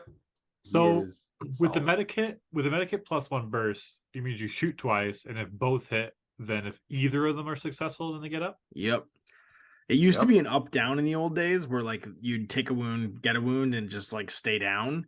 But now it's just pass either one and you get up. There's no like, unless you fail both, there's no negative state. So a lot of factions, doctors are getting really out of favor. Like honestly, Gizmo, like double tapping Gizmo kits into tags that are unmanned are actually better than engineering them, because you can't reroll with a command token, but you're effectively rerolling already with a double tap. 2 guys. Yeah. This guy, so like that's the why double tap is all right, but he's whip 15, so like, or whip 18. If you can touch he it, makes sense for sure. Yeah. You've got a 90% chance of getting a guy back up. But if Tarek has lost his mind and ran in and died, or is on the ground, he's fizz 14. You shoot that guy twice, he's almost certainly exactly. And if you can't get there, right? Like if you can't physically get to the guy because he's pinned down or whatever, there's like snipers everywhere. You just shoot them at him instead. That's another 100% chance to get up. Yeah, that's actually higher than 100% chance. It's 90 + 9 is 180. 70 + 70 is 140. There's 140% chance that Tarek gets up. Exactly. This is the most Next- useless guide. We're making the book of lies right now. All of the Owen episodes should just be instantly burned. All right. Who's next? Yara Haddad is the Intel Ops. She is a new. They don't have a model for her yet. First off, Yeah, they do, don't they? no, they don't. Are you sure? I Yeah, don't believe you. Hang on. I tried to find it. Apparently, people have been using the Odalisque. Okay. Because the new Odalisque, the one Odalisque, is a pretty good representation for the AP marksman rifle that she has, which I think is fine. I like that. She's alone from the assassins, and she's a cool MSV2 AP marksman rifle. She has a lieutenant. She has shock immune, bioimmunity, so she's sort of armor 4. She's BS13 with MSV2. She's fighting cheap, hard, man. BS13, 25 points. You're hard pressed to find something this cheap with an MSV2 AP marksman rifle. You sure are, and she can wild card into anybody. It's just I always find that the Kawari NCO guy is competing with her. I know Definitely. he's way more expensive, but he's also just like way more things. Like he's also natural born warrior. He's also +1 damage. He's also move 6-2. He's also super like. Yeah, it's more expensive. But she's way fewer points. Like, see, I would just be looking at her as like, oh, this just means I can have a second tactical team. Yeah. And she goes in the other one. You know what I mean? Like, I think she slaps, man, for 25 points. She's got a lot going on. Yep. Oh no, I think she's great. I think she's better when she gets her strategic deployment. But without that, she's a solid MSV2 platform that can team up with insert any of your links because FTO. Never take her as a lieutenant, though. There's too many other people that are worth being a lieutenant. If you want to fight lieutenant, you have those. If you want a nothing lieutenant like she is, just bring the Gulam. He'll do the job. They're all whip 14 anyway. She could be. So you can bait your opponents if you want. Seems crazy, though. I don't think I bother. It's just it's a thing. It's a there. Yeah. Next, medium infantry. These are my favorite, actually. They're finally good. They're finally good. Game. They're my favorite. The Zayadan intervention troops. They are move 4-4. They didn't go to the super soldier program. CC 16. They can't fight real good. BS 12. Whip 14. Fizz 11. Armor 2. They have marksmanship built in, just on all of them. They just always have marksmanship. They ignore the cover mods, so they're just BS 15 in good range. They're only doing that. Regeneration and veteran makes it so we were talking before about how like you don't want to lose your lieutenant. You could have a core of these guys who also count as gulams for links, so they can be the point men or the HMG that you were missing before. Yeah, like that long range guy. He is a marksmanship, BS attack, shock, regenerating veteran who can join any of the gulam links as the back end muscle, or a missile, or a sniper, and then their base forms are breaker rifles. They're not that expensive. They're not that expensive. Yeah, they're really. I got so excited. I shot one down with my sniper, like, yeah, and then it got back up, and I was like, wait, what? Yeah. It's only 11 regeneration, so it's risky, but sometimes you just do it. Like, it's but if he's in a fire team with Doctor +3, I'm just gonna give a back rub and have him stand back up. You don't even bother with it, right? But if the doctor's nowhere nearby and you just need him on his feet for the order or the turn, take the risk. Like, you got a chance. Yeah, and it sometimes works. And because he comes back in the same turn, he's right back in the link. What a gun! Because regeneration is at the end of the turn, and he's just a fighter. Like, they have lieutenant options. Again, I wouldn't bring these guys as your lieutenant. He's not right back in the link until your next tactical phase. Remember, in strategic phase, your order count. He doesn't go back in the link until your next order count. Right, but if I shoot him during my turn, and he gets up on Dan's turn, then he gets up at the end of Dan's turn. That's how regeneration works. Sorry, I thought you were talking about your turn. He goes down. No, if he goes down on Dan's turn, then comes back up at the end of that turn, and that's when I would do it. If he went down on my turn, absolutely, my doctor just comes over and he's like, exactly, wake up. But if I'm talking, if Dan's turn he goes down, I can get the order back and the link back, and you're defending with him, and he might die. But These guys, I always used to use the breaker rifle profiles because one, they were dirt cheap, and two, they could suppress. And marksmanship suppressing breaker rifle, No joke. it's no joke. Like but shock HMG suppressing. Shock HMG suppressing is equally no joke. Extra no joke. No joke. And he's plus. cheap, but he is only one wound, and he's only armor 2. Yeah. And so when he loses that gunfight, and he will eventually, he's probably going to die. Mm-hmm. But regeneration doesn't give you shock immunity. That doesn't give you shock immunity, yeah. But there is an argument for the cheap one still, and I think the HMG one's got a place as well. Yeah. I think the sniper's great too. I think the sniper is great, actually. If you're not taking the, I mean, he's only 0.5 snick because he's just a regular sniper rifle, but sniper rifles do have shock built in. And they do have marksmanship at this point too. So if you get an HMG at very bad range, he's gonna be in for a bad time because you're ignoring that cover. You can big link him. He could be in a big link of Gulams, sleeping at the very back corner of the link, like barely in it. Like he's the air OP, so you're going second. And he's just tapping BS 15, or he'd be BS 18 just all the time.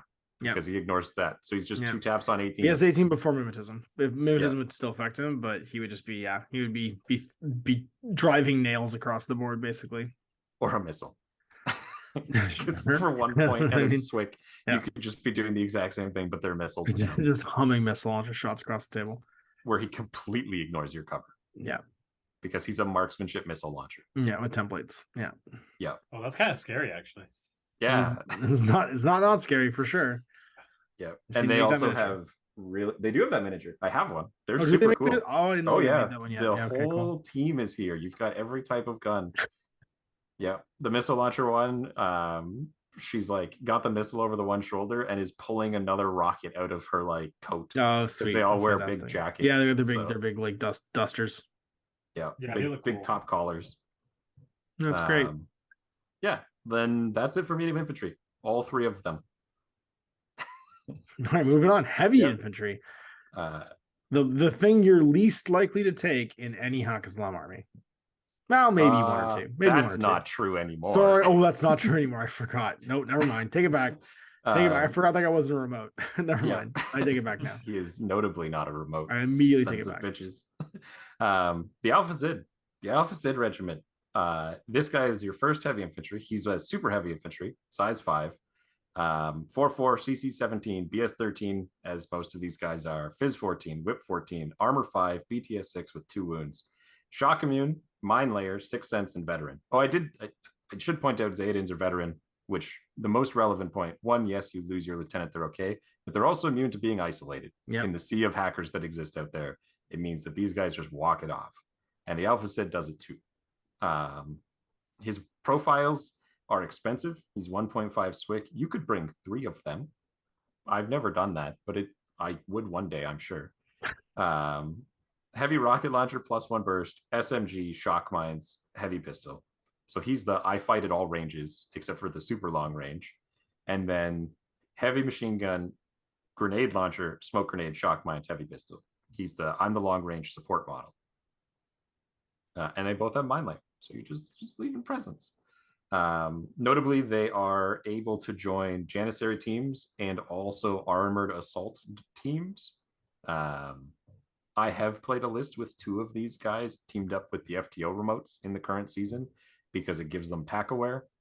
And with their shock mines and being dragged along by their tack aware bot, 6 Sense plus SMGs, not bad. And triple tapping rockets. Say anything about these guys you dislike? They're just fighters in a list of fighters. They have great off guns. Like I love the fact that they all kind of have like an off gun. Yeah, they're just great. They can both suppress, which is great. Yeah, and then also Overwatch if they're in a link with like a double tap.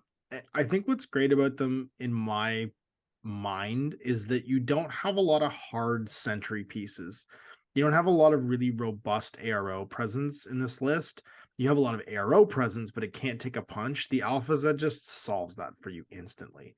And because it's veteran, a lot of the like things you do to deal with these things, like isolating them and stuff like that, you just don't care about. And You can still immobilize them with locks EM them and off, stuff like that. Yeah. But then they self like point defend with mine layer. They have a really nice toolkit, and like the heavy rocket launcher on a +1 burst is only 45 points. Yeah. He's not even that much more expensive than like your midfield gunfighters, and he's like jumps to armor 5, BTS 6 veteran 6 cents, right? Yeah. So you can't surprise shot him. He's immune to shock.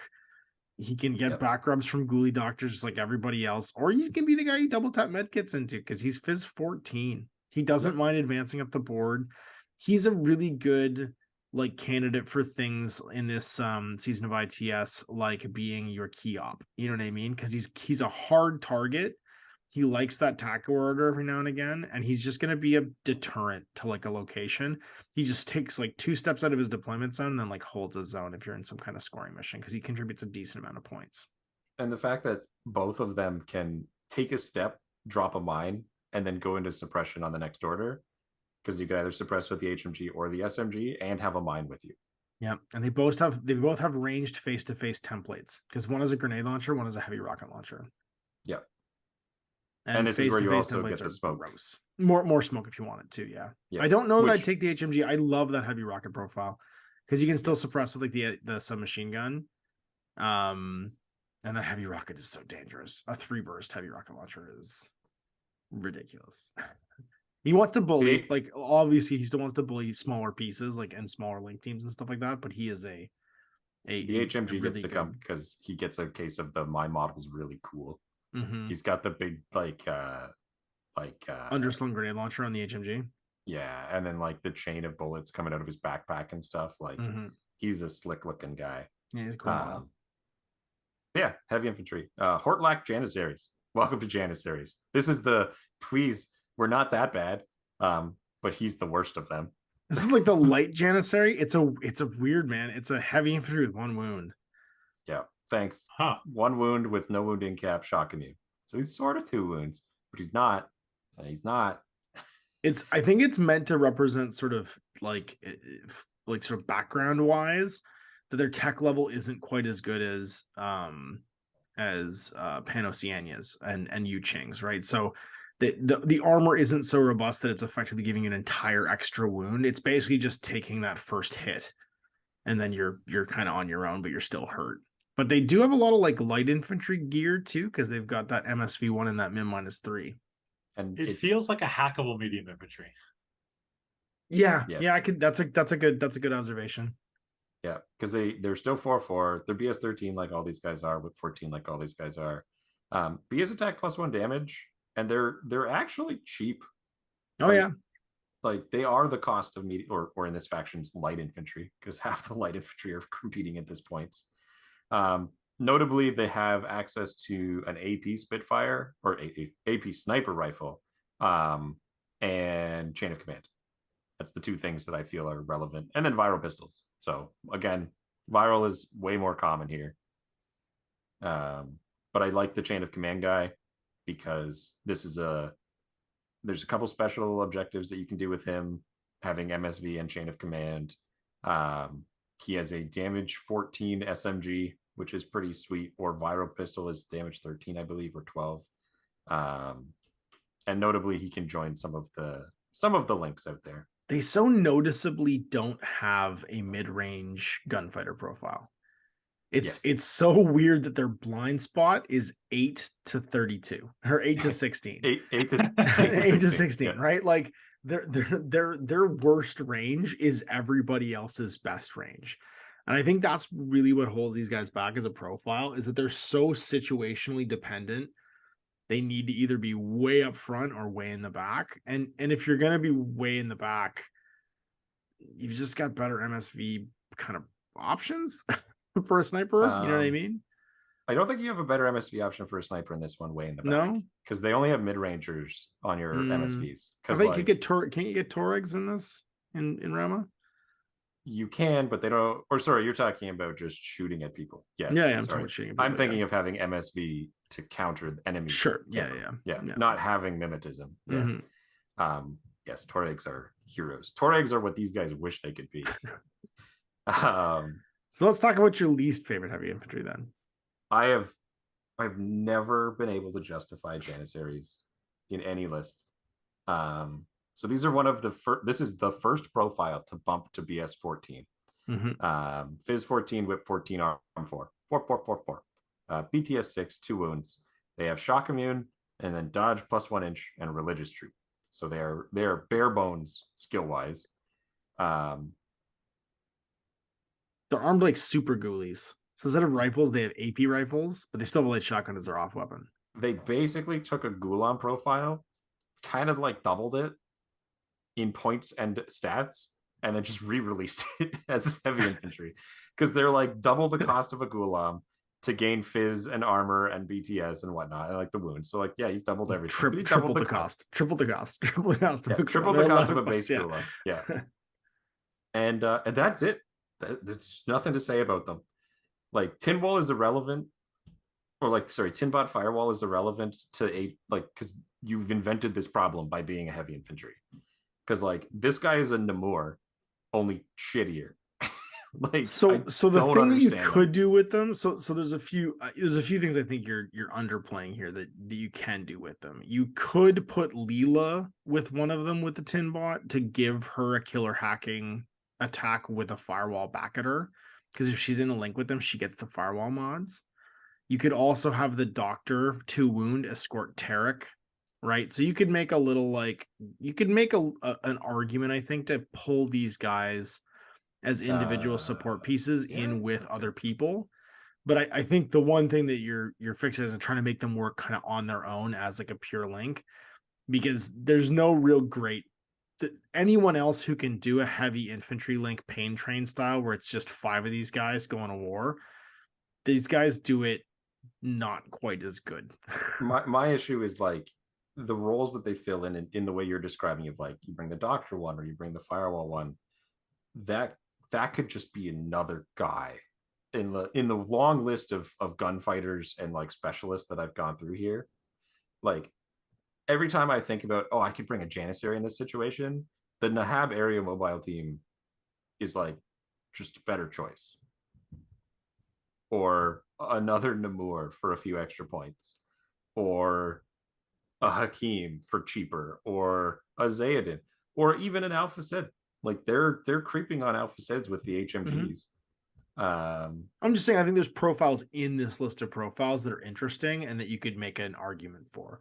I just don't think that as a collective, the way that like Hospitalers with Deferzin and Joan are a collective, these guys have the same kind of like mechanical power. You know what I mean? But they also don't have like the identity like a Domaru does, or a Tanko, or what's the Morat super jumping shotgun guys? They're medium infantry, aren't they? Yeah, they're Rodox. Yeah. I don't know. That's my problem with them, is I find that like Inclining Plus, give them all regeneration. That'd be cool. Yeah, or bioimmunity. Or bioimmunity. I wouldn't give them bioimmunity because there are BTS 6, but sure, yeah. Regeneration is a cool ability that doesn't come up very much in the game.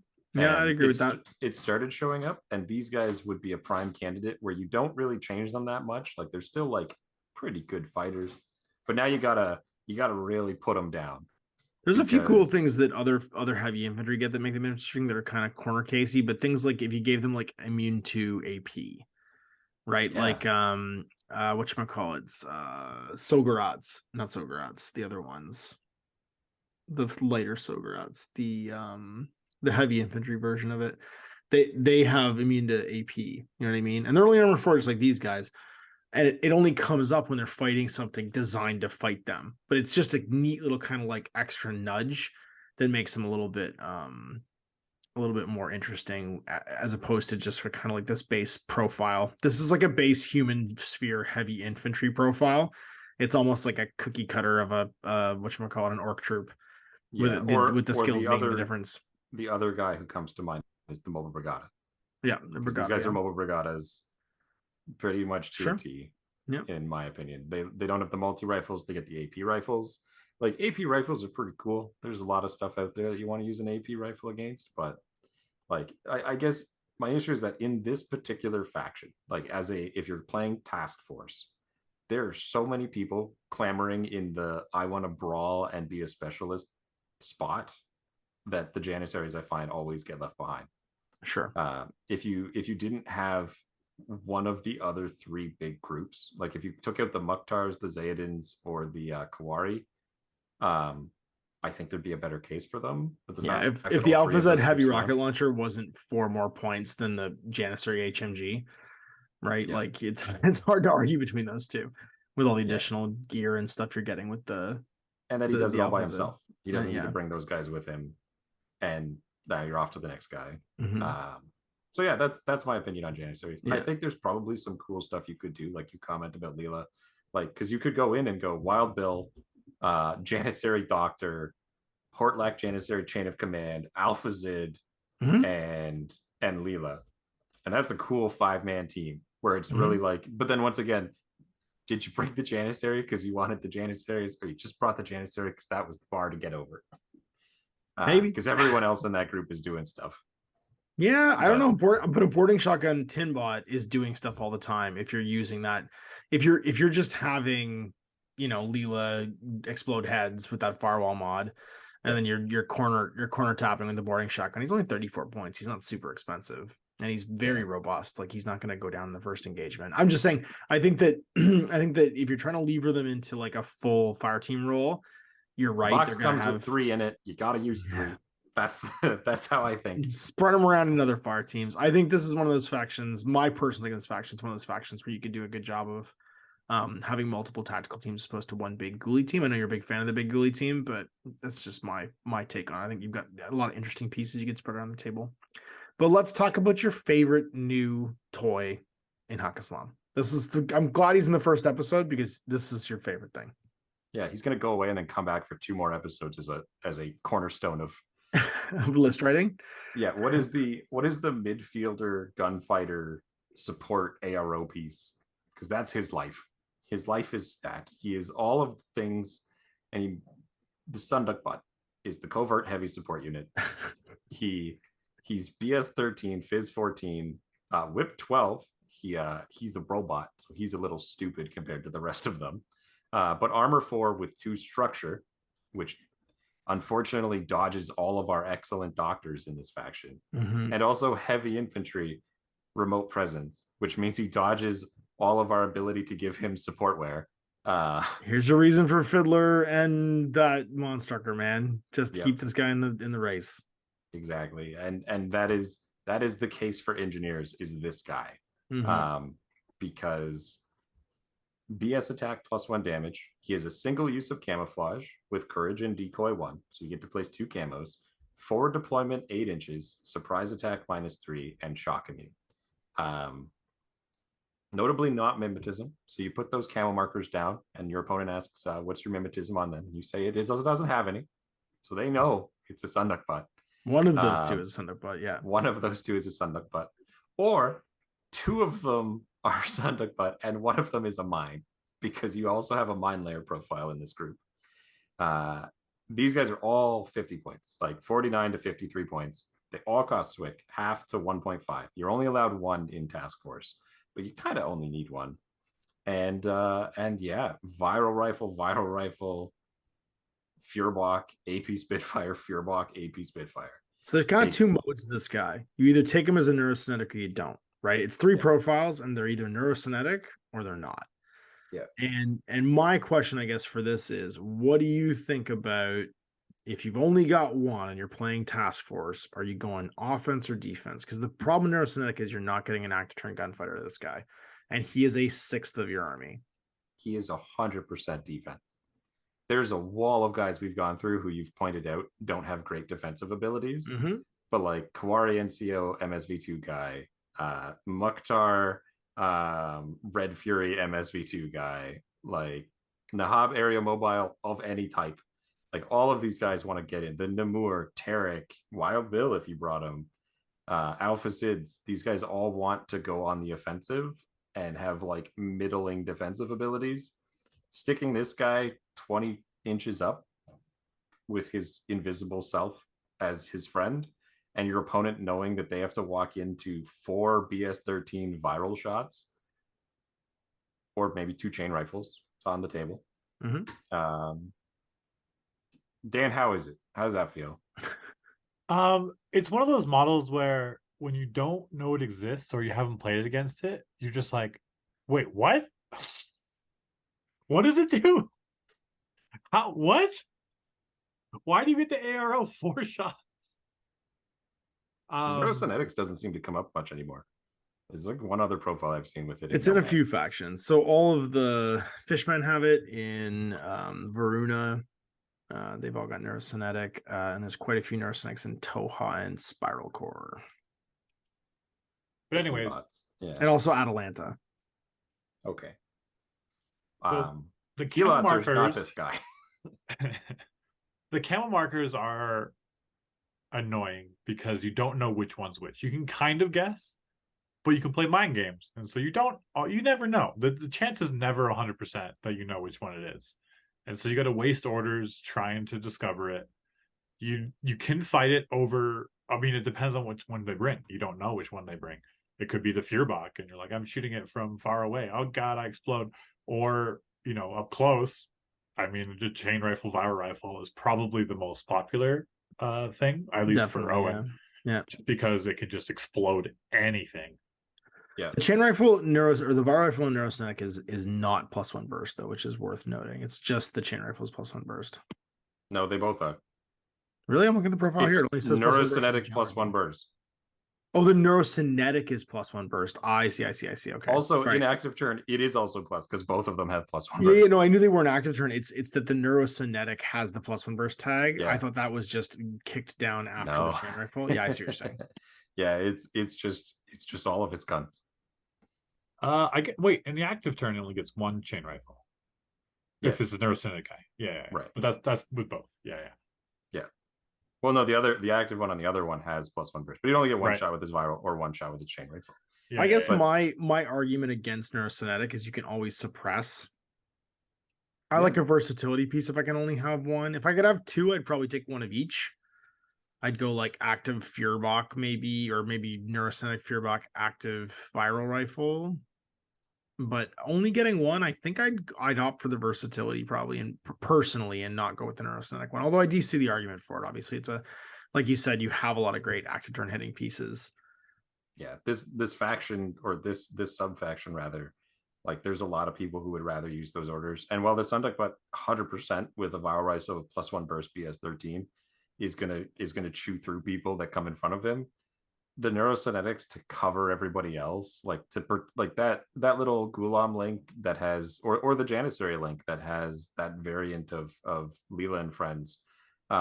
This guy can just be like 2 camel markers front and then right of them, and you can't walk into that. Like you have to figure out which one of those is real before you go in there. He also kind of gives you like an advanced fallback position. So if you are extending past that to like do your objectives and stuff like that, you can kind of fall back behind him, and then people have to deal with him. Like he's almost like an advanced picket line that your guys can operate around and then like move behind during the reactive turn. The other thing I find with him really effective is that the viral rifle goes to -3 up to 32, which means without mimetism, the absolute worst he's shooting on the board is a 7. He's looking at -6, and 4 dice on 7s. I'll roll that. That's 100%. 7. Sure, it's 35 plus 35 plus 35 plus 35. That's, you're looking at the 140% chance of hitting. Yeah, 2 hits. Oh man, and it hits twice because it's viral. It's true. Yeah, you're not wrong. Oh man, the math always checks out for Owen. This guy has beaten many gunfighters at long range. Like the most recent game I played with one, Sheepskin came around the corner with her Spitfire, and I just rolled 4 dice and I rolled a 7, and Sheepskin died. Yeah, it's worth noting that like when you're playing, so like one of the things that's kind of changed in N4 to talk to like people who played for a while is because of the way criticals changed, the instancing on dice, it kept you alive more than it killed. It used to be that just chucking as many dice as possible, you're increasing your 5% hit rate of a crit, which is amazing. But when you're chucking dice for a 5% viral crit, you're rolling 3 damage dice against it. against it's damage BTS. 14. That's right. Damage is. 14 BTS. So it is actually incredibly lethal, just chucking as many dice as possible, because you're looking at trying to get that 3 armor saves basically against BTS, against whoever's like your all-comer. And most, like, the top BTSs are 9. There's only like 4 models that have that, and then most of them are 6 or 0 in the people that are going to go after this guy. And so this is what's the scariest thing about the sign up bet, is you never want to be facing 4 dice, right? If you have an ARO piece and someone comes around with 4 dice HMG, you're like, ah, crap. It's like, there's a chance, but most likely I'm going to die. So when you go 4 dice versus 4 dice, you're like, because like if he hits you, it's a dicey game, and if you lose, you're taking viral hits, which is very scary. You never want to be in an active turn situation where you are rolling the same amount of dice as your opponent. No. Or often less. Or often many less. weapons have less burst than this. Yeah, you're talking about the same amount of dice as like a linked combi rifle or a linked or just a Spitfire. Or just a base Spitfire's jump to 5, but like 5 to 4. That is close enough that it's not comfortable. Well, but the reason it's not comfortable is because your crit rate all of a sudden is the same as your opponent's, right? When you have a balanced crit rate against the person you're active turn engaging, you are actually at a disadvantage because you're having to spend orders to create that situation and they're not. I honestly think the best way to get rid of a Sundeck butt is the peace trade. Just because they're over 50 points and you give them a juicy 30-point model, and then you kill it with a long-range weapon that puts them on low, or you can hack it. If you can hit him with an EM template, he's in trouble. If you can just like spec fire like EM grenades at him or hit him with the Emerald, he's in trouble for sure. But the thing he has a surprisingly good dodge. Yeah. For being R2D2, he has a surprisingly good job. So you do want to do it at a line of fire if you can. So if you can get a smoke template on him because he doesn't have any kind of visor, and then chuck templates at him like an Emerald or a grenade, then you're in good shape. But smoke is great, Ransom. But here's the thing: even if you do get to hit him, he's armor 4 with 2 structure. And that's what I'm saying. Presence. Trying to EM 4 instances of dying. Yeah, he has 2 levels of unconscious before he goes away. Definitely. Yeah, you can take 4 points of damage. You can just shoot gizmos at him. Like, go for it. He's with Fizz 14. He'll probably his just get him back up anyway. His ability to come back to life from gizmo hits is pretty great. That's what I'm saying, man. I don't know how you can't see the benefit of Fiddler when you love Sundeck Butt. Like, I feel like you should just be high-fiving Fiddler and Sundeck Butt and having this, like, you shall not pass line of Nazmats and mines and camo markers and Vulcan shotguns. And Fiddler's just sleeping on a roof above this guy somehow, and every time he goes down, she just zaps him with a taser and he gets back up. Because I also hate healing. But also, climbing plus makes it so you can just hang it on a wall behind him. Yeah. It's true. He can't push buttons. She can. That's what I'm saying, right? He can cover her while she goes and pushes buttons in the midfield. Yeah, he, like, bar none. Like, this is the craziest profile I've seen in the game in a while. Like, and because of how varied it is, like, your opponent has no idea. Like, they know that there's going to be there, but the variation that they could run into here is pretty wide. Like, if I come after that, am I going to get shot 4 times with Viro? Am I going to get double tapped with DAAP Fearbox from way downtown? Or is it going to do nothing because it's actually the active turn 1, and it's, if I don't discover it, it's going to wake up and shoot me 4 times with its Viro rifle with surprise shot. It's just sleeping until you're vulnerable, and then it comes for you. And because it has built-in camo, even though it's only the 1 use, it's resistant to hacking at the beginning of the game. Yeah, you need to look at it to figure out what it is, or send your sniffer bots, and your sniffer bots through the mines and the Fiddler bots and the whatever else is in the midfield. Yeah, and the midfield has a scary person who we're almost at. All right, let's do it. But we got to do tags because it's 2 tags. There's 1 tag. There's 1 tag and a heavy infantry. There's 1 tag and a Shakoosh. Yeah. There's 1 tag and an Anaconda proxy. Yeah, there's 1 tag and a Scarface proxy. Yeah. Magariba Guard, love this guy. Posted, talked about it, played double Maggie forever. This is the only list that can do it. They're AVA 2 in here for some reason. One of your two lists was almost going to be Double Maggie. Oh, it would have been 100%, and it still might be. Like I still might go back. Double Maggie is actively oppressive. One of the guys from the Lost Lieutenant podcast was like, I don't think you can actually reload yourself that many times. And then everyone's like, no, you definitely can. Yeah. Like it is as bad as we said it was. Yeah, it's not once per turn, it's once per order. It is awful. But Magaribakar, he is the other BS14 boy rising to the occasion. Fizz 17, he's a tag, of course. Whip 14 with a doctor pilot. And never forget that she is or at least medkit pilot. She's a paramedic, but never forget that, because I have, and it's great. Armor 8, which puts him right up in the heavy armor tags. BTS 6, which is solid with his ECM hacker -3, so he's resilient to hackers. Yeah, he's effectively BTS 9 against most hacking damage. Size 8, he is an exception. He's an exceptional enormous boy. He's enormous. That's relevant for climbing, and that's relevant for walking over things, because he can hurdle damn near anything. A lot of buildings and crates and stuff, he just walks over like they're not there. His stats, he's got the BS attack +1 damage and courage, like all of the tags do. His dodge is only Fizz 10, which is a little bit lower than some of the others. Gizmo Kit's on Fizz 11, which is also not ideal. It's not ideal, but because you're manned, you can't reroll with command tokens to fix him. So it's actually worth double tacking Gizmo Kits into him and just taking that on 2 dice. Notably easier to fix Sunduck Butt, who's not got that, by the way. Just to reiterate that his Fizz 14 is just all the time. Shock immune, attack aware, religious troop, terrain desert. Here we go. Religious troop is important because he's not remote presence, but it does keep him from ducking. He has courage, so I don't know why they gave him both. Because he won't go into retreat. That's not what courage. No, actually, sorry, he physically couldn't go in retreat because he's 81 points. So never mind. Yeah, but you don't go to retreat. You don't go to retreat. I'm not actually clear on why he has religious and courage, because religious allows him to pick, and courage makes you auto pass or try to fail. But courage just is like pick. So I think they kept it just because has of style. Yeah, the faction has religious. Multi HMG. He has the fanciest gun in the faction, because nobody in this faction gets. And that's the discount one. The discount one gets multi HMG. All of them get multi HMG. I'm just saying, but your discount one, this starts with a multi HMG just by itself. That's all it gets. Oh, sorry, I forgot to mention 360 visor baggage. Baggage will come up later. ECM guided -6, hacker -3, but it's not firewall. Not ECM guided -8. Yeah, not near as good as the Zeta. I love the Zeta. This is my favorite play.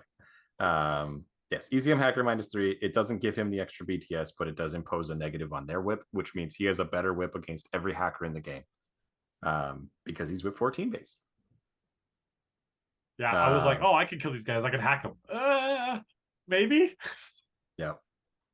Multi HMG, heavy pistol +1 burst is the barest of bare bones on him. 81 points, 1.5 swick. I would never bring this profile. If you're going all the way to bring a Magariba guard, pay the 4 points. Get the heavy flamethrower +1 burst and mine dispenser. This is my favorite profile. I can't figure out the third one, which is heavy multi HMG, heavy rocket launcher, grenade launcher, heavy pistol +1 burst. Mine dispenser's real good. Yeah, but grenade launchers are cool. The grenade launcher is like an unlimited blast template. You know what I mean? As opposed to a mine dispenser. I think they're both good. They're just different.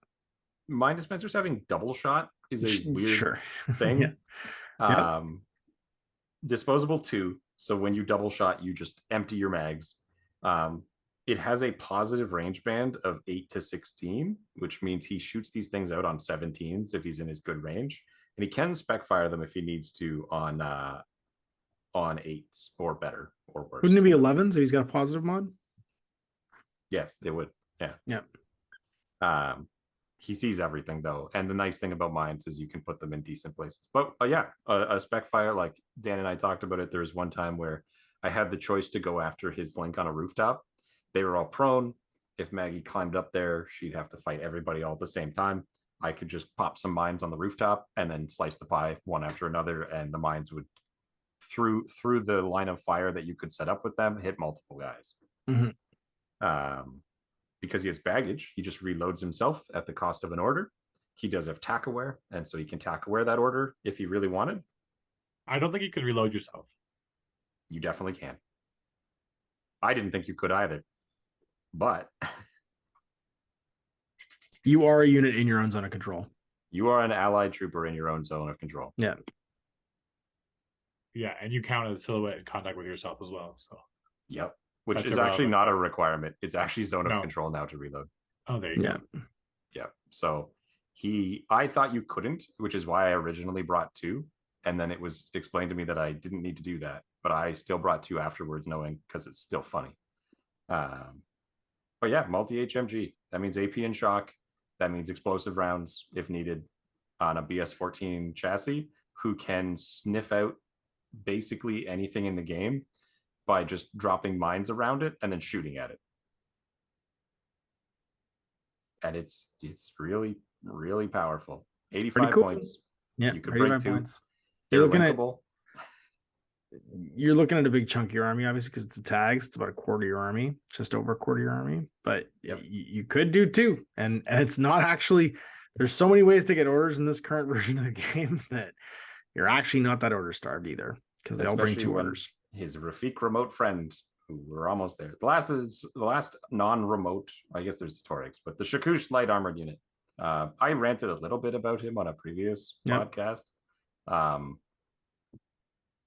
He doesn't have a great role in Haqqislam, and his role is even worse in this faction.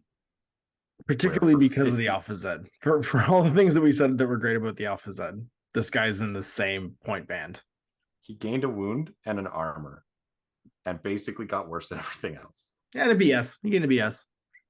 That's true. He is BS14, but he lost the Sixth Sense. He lost Veteran. Because like not being able to be isolated is a big deal. Gets tack aware, but the role that these guys are serving is the same. It's funny. I actually, Dan and I talked about it. So one thing, he's size 6. He's not a full size tag. He's not a 7 like the others are. So I decided to wander over to my good friend Pan Oceania's tags, which is not always a fair comparison because they're always a little bit better. But the Tikbalang, for 10 more points, gains shock mines, Mim 3, climbing plus. And BS15. And BS15. Yeah. And I'm like, give him one of those 3 abilities. Probably the climbing plus is really the one I would hope for. Mm-hmm. If this guy had climbing plus, he'd be the fast Alpha Zid. Because remember, he's only 6'2", which the other guys are all 6'4". Yeah. So he's not even as quick as they are. And he's only armor 6, which those light tags, they're armor 6 or 7. But like, yeah, it's brutal. I think if he had climb plus, you'd be onto something. I think that would be the big thing. If he just had a little bit more, if he was 6'4" climbing plus, he'd have that little bit of extra mobility that would make him interesting. Yeah. Even if he was 65 points, then you know what I mean. But he'd be able to like get where he needs to go, and then be able to do those like that plunging fire basically from above that the Zeta can do so well, that lets him pick his fights, or that the other light tags can do. Because I think all of them have a movement shtick. Yeah, like I don't think there's any of them that don't have like a mimetism bonus or a movement bonus. Because right now he's basically just like a very, very, very stripped down Sphinx. Yeah, if you take away his speed, climbing, camo, marker state. That's what I mean. Like he's got all this, it's a Sphinx stat line with all the rest of it stripped off, and slightly slower movement. Yeah, and losing the double flamethrowers. It's rough. I like. Actually, you know who I would compare him to? Who's actually even better is the Gecko. They are geckos. He's a +1 BS Gecko. Slightly better armor, yeah. No, they're the same armor. Are they 6'6"? Oh wow. Okay. Yeah, they are. They're both size 6. They're just geckos. They're geckos, but they like. I guess you could treat. All right, them like you don't like them. That's fine. I don't know. Yeah, I don't know. I don't know what else to say. Owen hasn't figured them out. They're in all 3. They're in all of these future discussions, so we can keep thinking about it. All right, move on. Hit me with the next thing. We're into remotes. I don't know if there's much to be said about the remotes other than they're human remotes. They have the human remote profile. I think. Exactly. Is there anything that makes your Rafik different? He is better. He's got the for his red rifle fury. light shotgun. He's cheaper. He's got a rifle light shotgun instead of a combi rifle like the other ones do. So he's kind of like a hack version of the toolbox remote. Also, the Camille total reaction rifle light shotgun, because once again we traded our copies for rifle light shotguns. Right. So you've got a Haqqislam loadout on anyone who had a combi rifle. They've got rifle light shotgun instead. Yeah. But like the Fanus is exactly the same as the Fugazi. Yeah, the Fugazi slash transductor slash. They're just the human remote like platform basically. Although Fanuses are 6'6". Ooh, they're fast. Yours are too. Are they? I thought mine are 6'4". Yeah. No, they're all the same. Oh, little tiny 7-point guys are always 6'6". I think the big standout is that the FTO Rafik, so the upgraded remotes that everyone got, this one has a red fury. And I don't think any of the other ones have up guns other than the combined armies having plasma rifles. You're forced to spend a SWIC though, and an extra couple points, but it's pretty good for tack aware. Yeah, and then your helpers are called Nazmats, and they're exactly the same as the other helper bots. But a red fury with marksmanship that's built in is great.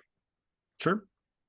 And because he can suppress with that red fury, also great. And notably, he can link with a Magariba guard and share his tack awares with him. And that's the job that he does. And be a repeater nearby for your legions of bringing Leela to kill any hackers that come after your Magariba guard. The last two things to mention are the warbands and special troopers. I don't actually know spec trained troops. No, skirmishers. Is that what it is? Yeah, it's skirmishers.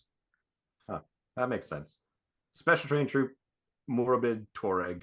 Murabid Tuareg. This is the best hacker in the faction, in my opinion.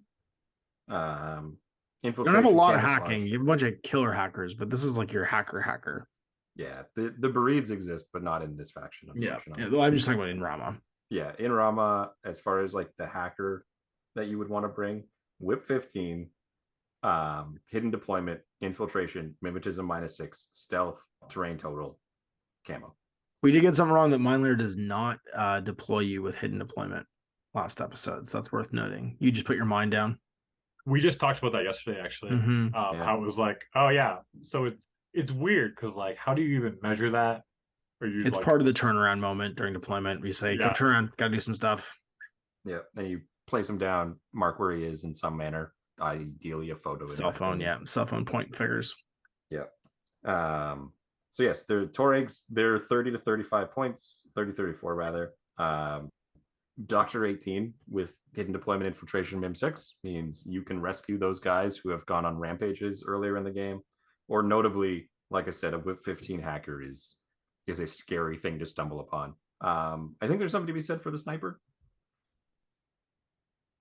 Yeah, I like the sniper. Absolutely. You're just trading mods. Like we talked about the other one, was it the not the Quarji strike? It was the Courage. No, it was the medium infantry. Zayden. Because he's got the marksman. That's right. Yeah. No, that's Zayden. Yeah. Not the quarry. Yeah. Problem with the Tuareg is BS11. It's my only problem. So you're like, I'm a sniper with MIM6 and I'm gonna surprise you, and you're like, I missed both my shots. Nuts. Sorry. BS11 with 2 shots is of course not 100% likely. Definitely. 250% does not make 100. That's how we know this works. They all come with mines. You're giving someone a brain tumor tonight. That somebody's me. But Doctor +3 and Hacker. That's my 1-2. He's very similar to the Razor in 012. Two better whip and 1 less BS, but kind of terrain total, surprise attack, camouflage, hidden deployment, infiltration, mimetism. All that is kind of like the same. The big thing is this person never wanted to fight. Like the BS11 is like, stop it, leave me alone. Because the hacker doctor, like, the whip 15 is pretty cool. And mines for days. Everybody gets mines. Mines. But if all day. But the mine layer, notably, is not a hacker or a doctor. Yes. Yes, But they I will. guess it's just nice. Like you could hack and dock with them, but also you can button push and you can start beside the button. Yep. Yep. And whip 15, right? Yeah. Like you're Mhm. probably gonna do it. Yeah, it was 80%. 75%. 75%. It's not No. 100%, but hey, it's still 75. Jesus, you're killing me. 80% of Um, the time it works 75% of the time. exactly. Very last model. What is happening? I don't have much to say because unfortunately I don't own Carmen Johns, Mm-hmm. and so I never brought her. I could proxy. I hear that's becoming more of a thing in It is ITC. definitely, yeah. I like it. I like them because they're a cheap disposable piece on the first turn. In a Where if you list of want, nothing disposable or cheap. that's what I mean. This is the weird Haqqislam list that doesn't have Delamis and doesn't have Matawa Gazis Hansakuts and and stuff like doesn't that. have Hansakuts. So like so this is a piece that a lot like a motorized bounty hunter, you can send to have an adventure in the first turn and just create chaos. The only thing she doesn't have going for her, she's not a specialist, and that's why that the like kind of drive by mercenary biker with specialist is so cool, is that they can kind of like just push something on the way by. But she does have smoke grenades, she does have a chain rifle plus on burst, natural born warrior, so she can get into some melee combat if she wants, martial arts too, booty, Sentinel Don't dog. underestimate booty. don't underestimate booty, you might find a machine gun, never know. Mim 6. And then Batard's just a trench hammer throwing dog who just likes to be a sensor. So you got sensor, dogged, courage, min -3, dodge +2, CC attack, shock, and synchronized. So It's actually really good. it is really good. Think of it like a weird sniffer piece that goes out and discovers all the camo markers for you and is relatively disposable, or can And then clear a throws trench mine. hammers at him. Two Yeah, dice throws trench, DACC natural born warrior on 22s is pretty solid. and they're fast, right? Like she's 8-4 and he's 6-6, so they're both going 12 inches a turn. You can be up table super fast for 18 points. I don't think I would ever leave home without her, because you don't have a piece that can cause a bunch of first turn disruption and lockdown outside of her really in this faction. And I think that every army kind of wants that potential, you know what I mean, to go first and cause some chaos and maybe like camp a link team or trade up some points early on, because going first is such a huge advantage. I think you underestimate how fast Magariba guards and FTO bots are together. They're not disposable the way an 18-point sensor bot is, right? I think the big thing about and she can find the things he's gonna shoot with that sensor as well. That's, I think, my other point, right? There are two orders built into that because they've got impetuous, and I wouldn't bother getting rid of it because I would just want them to fly forward and start censoring things. The thing I found in my experience playing this faction, it is true that like they don't have a lot of defensive tech. Like the Sunduk Butt is kind of a godsend to them. Mm-hmm. Like he solves their problem of like, I can't lay a sea of camo. I don't have the best BS. I have a bunch of like pretty solid fighters. Like I think every one of the gunfighters in this list, like whether it's Layla with her Gulams, Kawari, MSV guy, the Mukhtars, the Nahabs, the Namurs, Tarek, Bill, Yara, Zayadin, Alphazed, Janissary, Magariba Guard. Like there's a ton of these guys that are good at what they're doing. They all die when your opponent comes after them with any like effort because they don't have the durability. And the Sunduk Butts solved that by being like an anchor that can stop your opponent's advance. And mind play and do a bunch of like disruption stuff. Because when this list starts moving and like when the Magariba guards, if you bring 2 go, they kill everything. Like you just like when your 5-man team built around like a core pure link of Zayadin and Gulam mix where it's really cheap, being led by a guy who's shooting on 18s basically against everything he comes across, like you just blow away everything in front of you. But you can't take it the punch back. Like they're gonna kill you on their turn. And that's been my experience with the task force, is like it's all hammer. Yeah. Like across all of these lists, like all of these things that we've talked about, and they have a lot of really good support. The good support pieces they have though are kind of native to Haqqislam. That's just what they do. They have good doctors, they have good whip, and so they can always support. but like the main gimmick that you're doing here, the main like feel that I find is you're going to just punch your opponent in the face. They're going to stand up their HMG and you're going to go, I'm like you, but I'm +1. Oh, you have a better BS than me? I don't care about cover. Oh, you have an extra armor point? I have total immunity. Ooh, those guys are ducked behind the wall. I'm 6'2" with super jump. Like that's what these guys are doing. But then their enemy's turn begins and they all die. Right. So I don't know. That's kind of my closing thoughts as we've gone through everything in this subfaction. It's pretty different than the other 2 subfactions in Haqqislam. One of which is the Assassins, who basically just took this profile, like that strategy, and just rolled it over and went the other way. But we'll get there. Went screaming the other direction. Yeah. As everyone seems to do eventually. Yeah. Well, then what about some closing thoughts? Because I'm writing a list right now.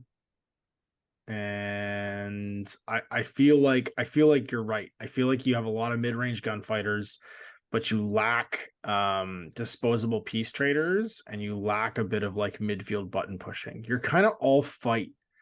And that's okay, because you can't push a button if you disable the enemy's hand. But there's a lot of fight in this list, and you're kind of leaning into your support pieces to do your button pushing and your tactical work. Like you said, like that Nahab Aero Mobile team, and the Fiddler, you know what I mean? Like, and these are not inexpensive pieces, so you don't really have like that cheap Hunza cut to go walk across the table and go push a button for you. And like a couple of their fighters are also button pushers. Like the Nemours are solid, but then they're doing 2 jobs. Like they have to derail from the murder fest, or they're trying to push a button and have to fight their way to it. Mm-hmm. Dan, we've played a couple times. Here's what do you think, Dan? Against, I mean, I think you said this in a previous episode, and I should point that out though, is Dan's mostly played your completely like tilting skew list of double Maggies.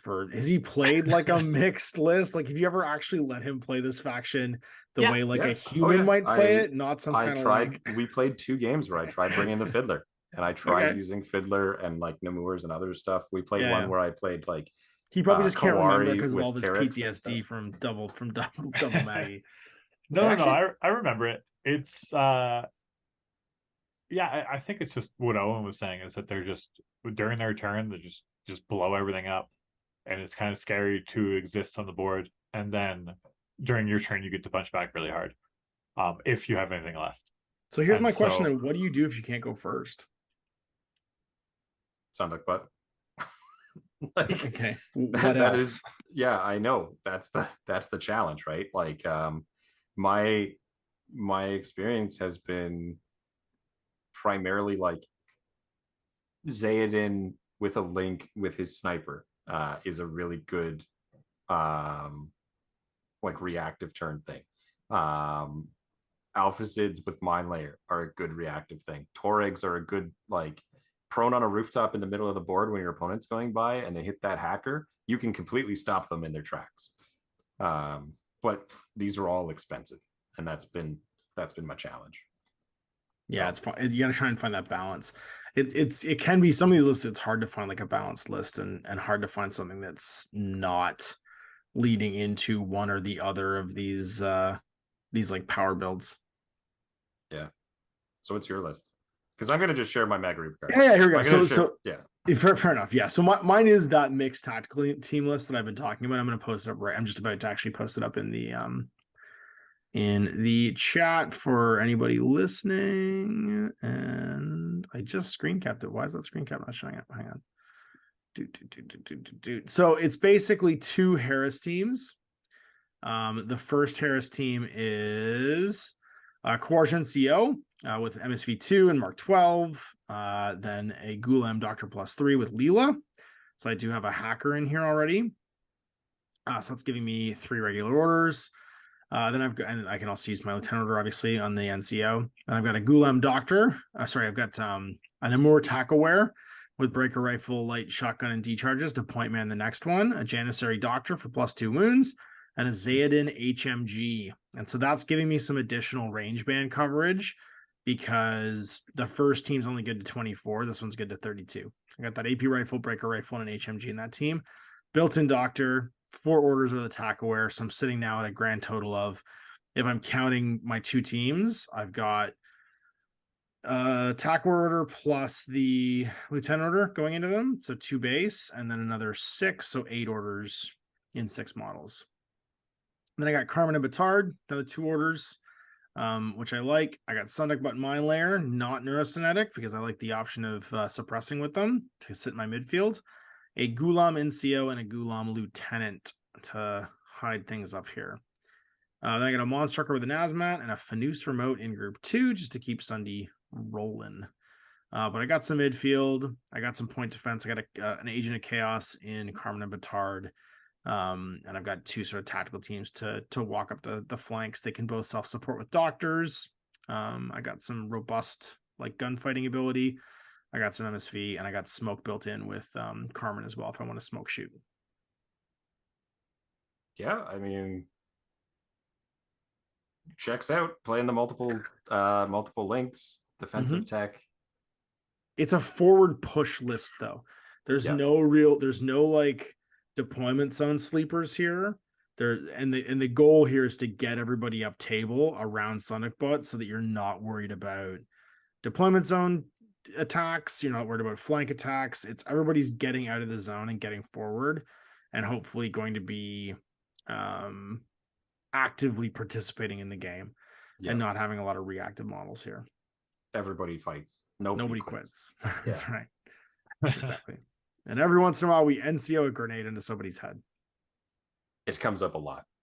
Like I got a Courage NCO that will let me do other things with it, but at the same time, like my button pushers are fairly mobile, but I don't have anybody to start in the midfield, so they've all got to travel there. Sunday's the only real like sort of defensive piece I have sitting up in advance of the table, and everyone's gonna know what he is. So I kind of have to pick his spot and just like commit him to it, and then have Carmen and Batard move forward, and the Monstrucker just kind of advances towards them.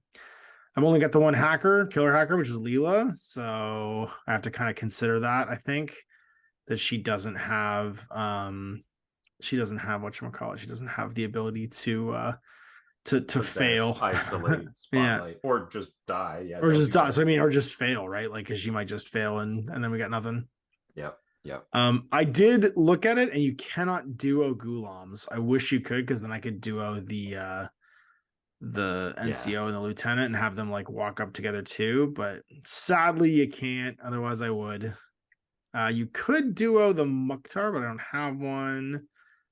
Who else? There's literally only one duo in here apart from the armored assault teams. So yes, I guess the armored assault teams. So the Zayadin technically could be a armored assault team guy. Armored assault team, and then I could stick Leela with them if I wanted to rearrange it a little bit, or the Namor, and have them be an armored assault team. The Zayden can't. The Zayden and the Namor could go around together, but then they couldn't go with the Janissary. Right. Because Namor. Oh no, I can't do it anyway. Actually, because the Zaydens and the Gulam team, and the Janissary can only go with the Namor. So I guess the Namor is actually the Janissary and the Namor together, and the Zaydens going with the Gulams. There we go. Just throw them down at the bottom, and maybe then we turn the Gulam NCO into a doctor. Because why not? And then he can pick that guy back up if he wants. Because we've already got an NCO on the table. Yeah, I dig it. I have to rearrange that slightly. The team compositions for compositions for this are ridiculous. Some of the team compositions don't make any sense. Yeah, well, I mean, the fact that when you look at the task force team, about how it's just like everyone. That's right. Yeah, who's in the task force team? Who isn't in the task force team? Are you not in it? Did you not get invited? Yeah, get out, Mukhtar, you losers. That's right. Get out of here. You guys suck, Mukhtar. This is Navatin Zayden, Kawari, Namor, Gulam, Beast Hunter, Fiddler territory. Yeah, didn't you get the memo? Yeah, so dumb. You can't join the Janissaries though either.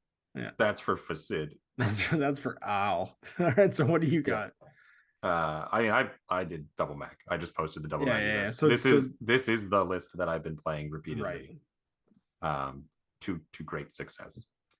So let's go through it. It's Maggie, multi-HMG Mind Dispenser, Maggie, multi-HMG Mind Dispenser, double Rafik Remote Red Furies, Ghoulie Lieutenant +1 command token, Ghoulie Hacker, Ghoulie Grenade NCO, launcher, Ghoulie number 2, Panzerfaust. Ghoulie, Najarian Engineer, and Nazmat. Would you consider taking the Monstrucker now with the second Nazmat to get another Nazmat in there? Over the Najarian Engineer? Maybe. And the only reason I say maybe is because you need every order you can get as a regular order, but you also need all the command tokens, because the way this list functions, you start off duoed with the Rafiks and the Magariba guards. They both advance using their mutual attack awares, shooting mines, fighting, killing, whatever. End of turn, coordinate suppression, all 4 of them.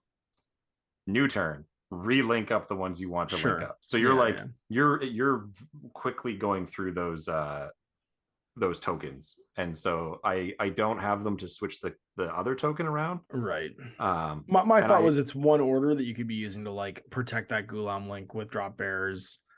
Yeah. You know, and there's something to be said for that. I have used the Gulam EM mine guy to just like put that at your feet. Like maybe the Magariba guards, they've done all they can for this turn or something like that, or I know that my opponent has something really threatening up close, and so you're just like EM mine, deployable repeater. Backup Nazmat too is nice in case you lose one and you really need to get those Maggies back. I find the Magariba guards go from 100 to dead. I mean more for like getting rid of isolates and stuff like that, because that's the more frustrating thing. It's not so much when they're dead, it's when they're stuck or they're EM'd or that's what you really want to have that Nazmat. It really hasn't come up. Fair. It's like, it's gonna.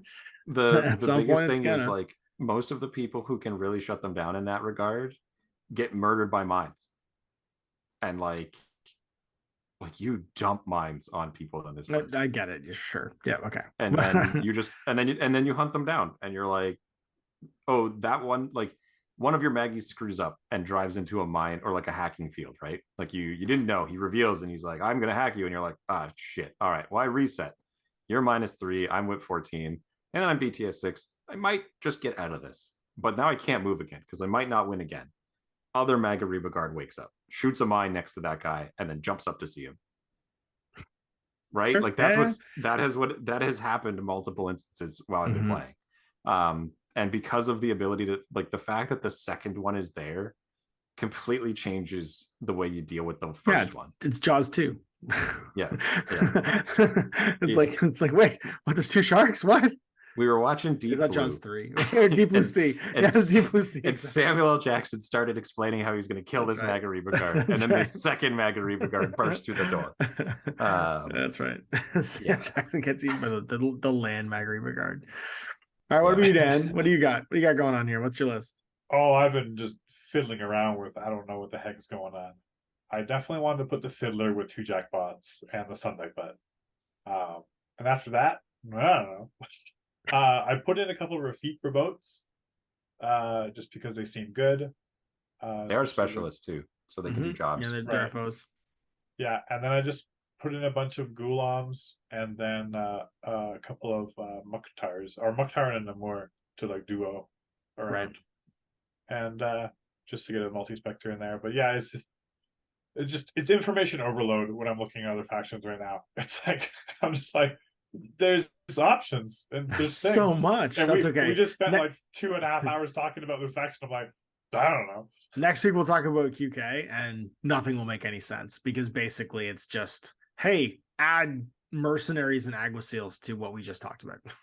Yeah, are you ready for Haqqislam 4 faction edition? Because that's where we're going next week. Return of the Janissaries. Return of the Scarface and Cordelia. So you can finally got a thing to do with your Shakoosh. It's perfect. He's got a machete and everything. Only bring Yuan-Yuans. So if you had to pick, if you had to basically like now pitch this as a sectorial, what do you think this sectorial's sort of strengths and weaknesses are compared to the other ones in the faction? I mean, number one, it is the hardest hitting. Like it is if you're the kind of player who you want to have superhero models, like you want guys that are like, they have all of the dialed up abilities, and on your turn you walk out and fight someone and kill them.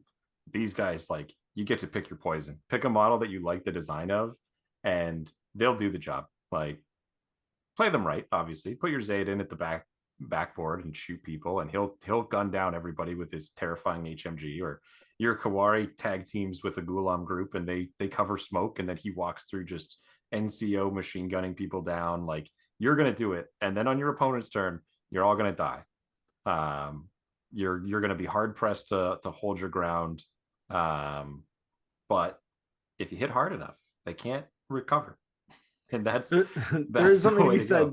There's something to be said that you do this, you kind of gunfight at the maximum capacity that a faction not super tuned towards gunfights though. So you will run into fights where you're at a disadvantage with certain other factions where they just have more tools to do that job. So I think the kind of like word of warning is it is the most mechanically powerful probably hitting pieces at range that you can put together kind of and coordinate in this faction. I would even go in melee too. Those sure, yeah, some good are no joke. Yeah, they're kind of all rounders, but that also means they're not spectacular at one thing. And when you run into a faction whose job is just being really, really good at fighting one way, you may find that being an all-rounder is somewhat of a disadvantage, but a good player again. I think it's the difference. I think list and mechan sort of like composition advantages in Infinity are more to do with it's the tie break when player skills are equal. You know what I mean? So I think to carry on a little bit of what you're saying, the bigger issue I find is you're gonna bring the one piece that you liked, and in this situation that you've run into, he's not that good. Yeah. Like you bring the You've Zayd invested too much into him. Yeah. Well, because like your hitting piece is the best at its job. Like there aren't other things out there that can do what you do. The only problem is they do it and counter what you brought. Yeah, because you run into steel flanks and all of a sudden you don't have enough visors. And everyone's running at -6.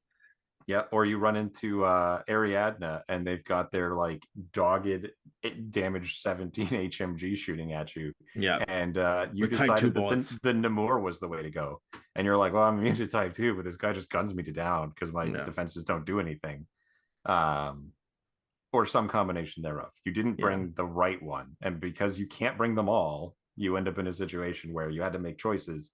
And maybe your choice works out and you just punch someone down. But welcome to Haqqislam. Pick the right choice. That's how you win. And I think when we do the roundup at the end of all of this, because we've got 3 more episodes to go, we're going to talk about kind of what the unique advantages Haqqislam is, and that these 3 sectorials lean into different parts of it very differently.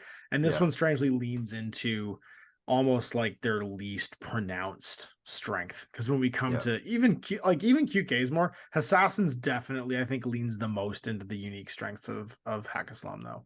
When we get there I think Task Force goes that way too. I think they're the two sides of the same coin. The difference being that Task Force doesn't have the reactive power, and it has very specialist fighters. Like they're all good at one thing or one way of doing a thing, and if they hit something that counters that, I guess I'll die. Like that's just how it is. And that's when we come into talking about just like the superpower version, like the Haqqislam Prime. You get to mix all that together. The worst at everything. And you get to mix all that together. You lose the mechanical advantage of fire teams, but you gain the infinite sort of benefit of like, I have all the options and they can all mix together now. But now you have to pick the right ones. And they have to all go it alone. Cool.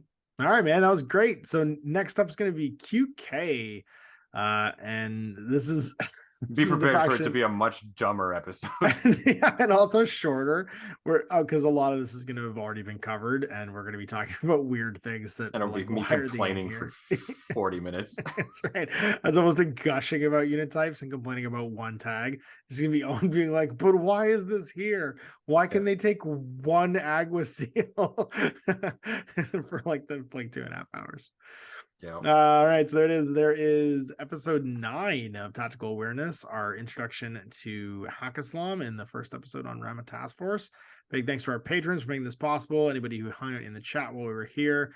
Everybody talked about the last episode and gave us ideas. And we will be back next week with QK and more on Haqqislam. So thanks for participating, guys. Thanks for Owen leading this. And Dan for pushing that list out there at the end. I'm excited to be more confused than ever. And being the Ramah punching bag that you were with the double Maggies. If nothing else, we've learned that that the true spirit of friendship. One quick comment at the end there. is Owen I coming have back. played lists other than the Magariba Guard I against know Dan you playing have. Ramah Taskforce, and I've Yeah. lost every one of those games. Oh, interesting. All right, to Dan. Yeah. No, With Dan. I think one exception. The Nimura one I think climbed out of the pit, but Nice. it wasn't great. I rolled well, is what had happened. Yeah. Stop it, Dan. You 100%. You outplayed him. 100%. I was just trying to finish off with the true spirit of friendship is still playing Infinity with Owen after he played that Magariba card list against him multiple times. All right, so good night, everybody. Thanks for listening. We'll talk to you next week. Goodbye. Bye.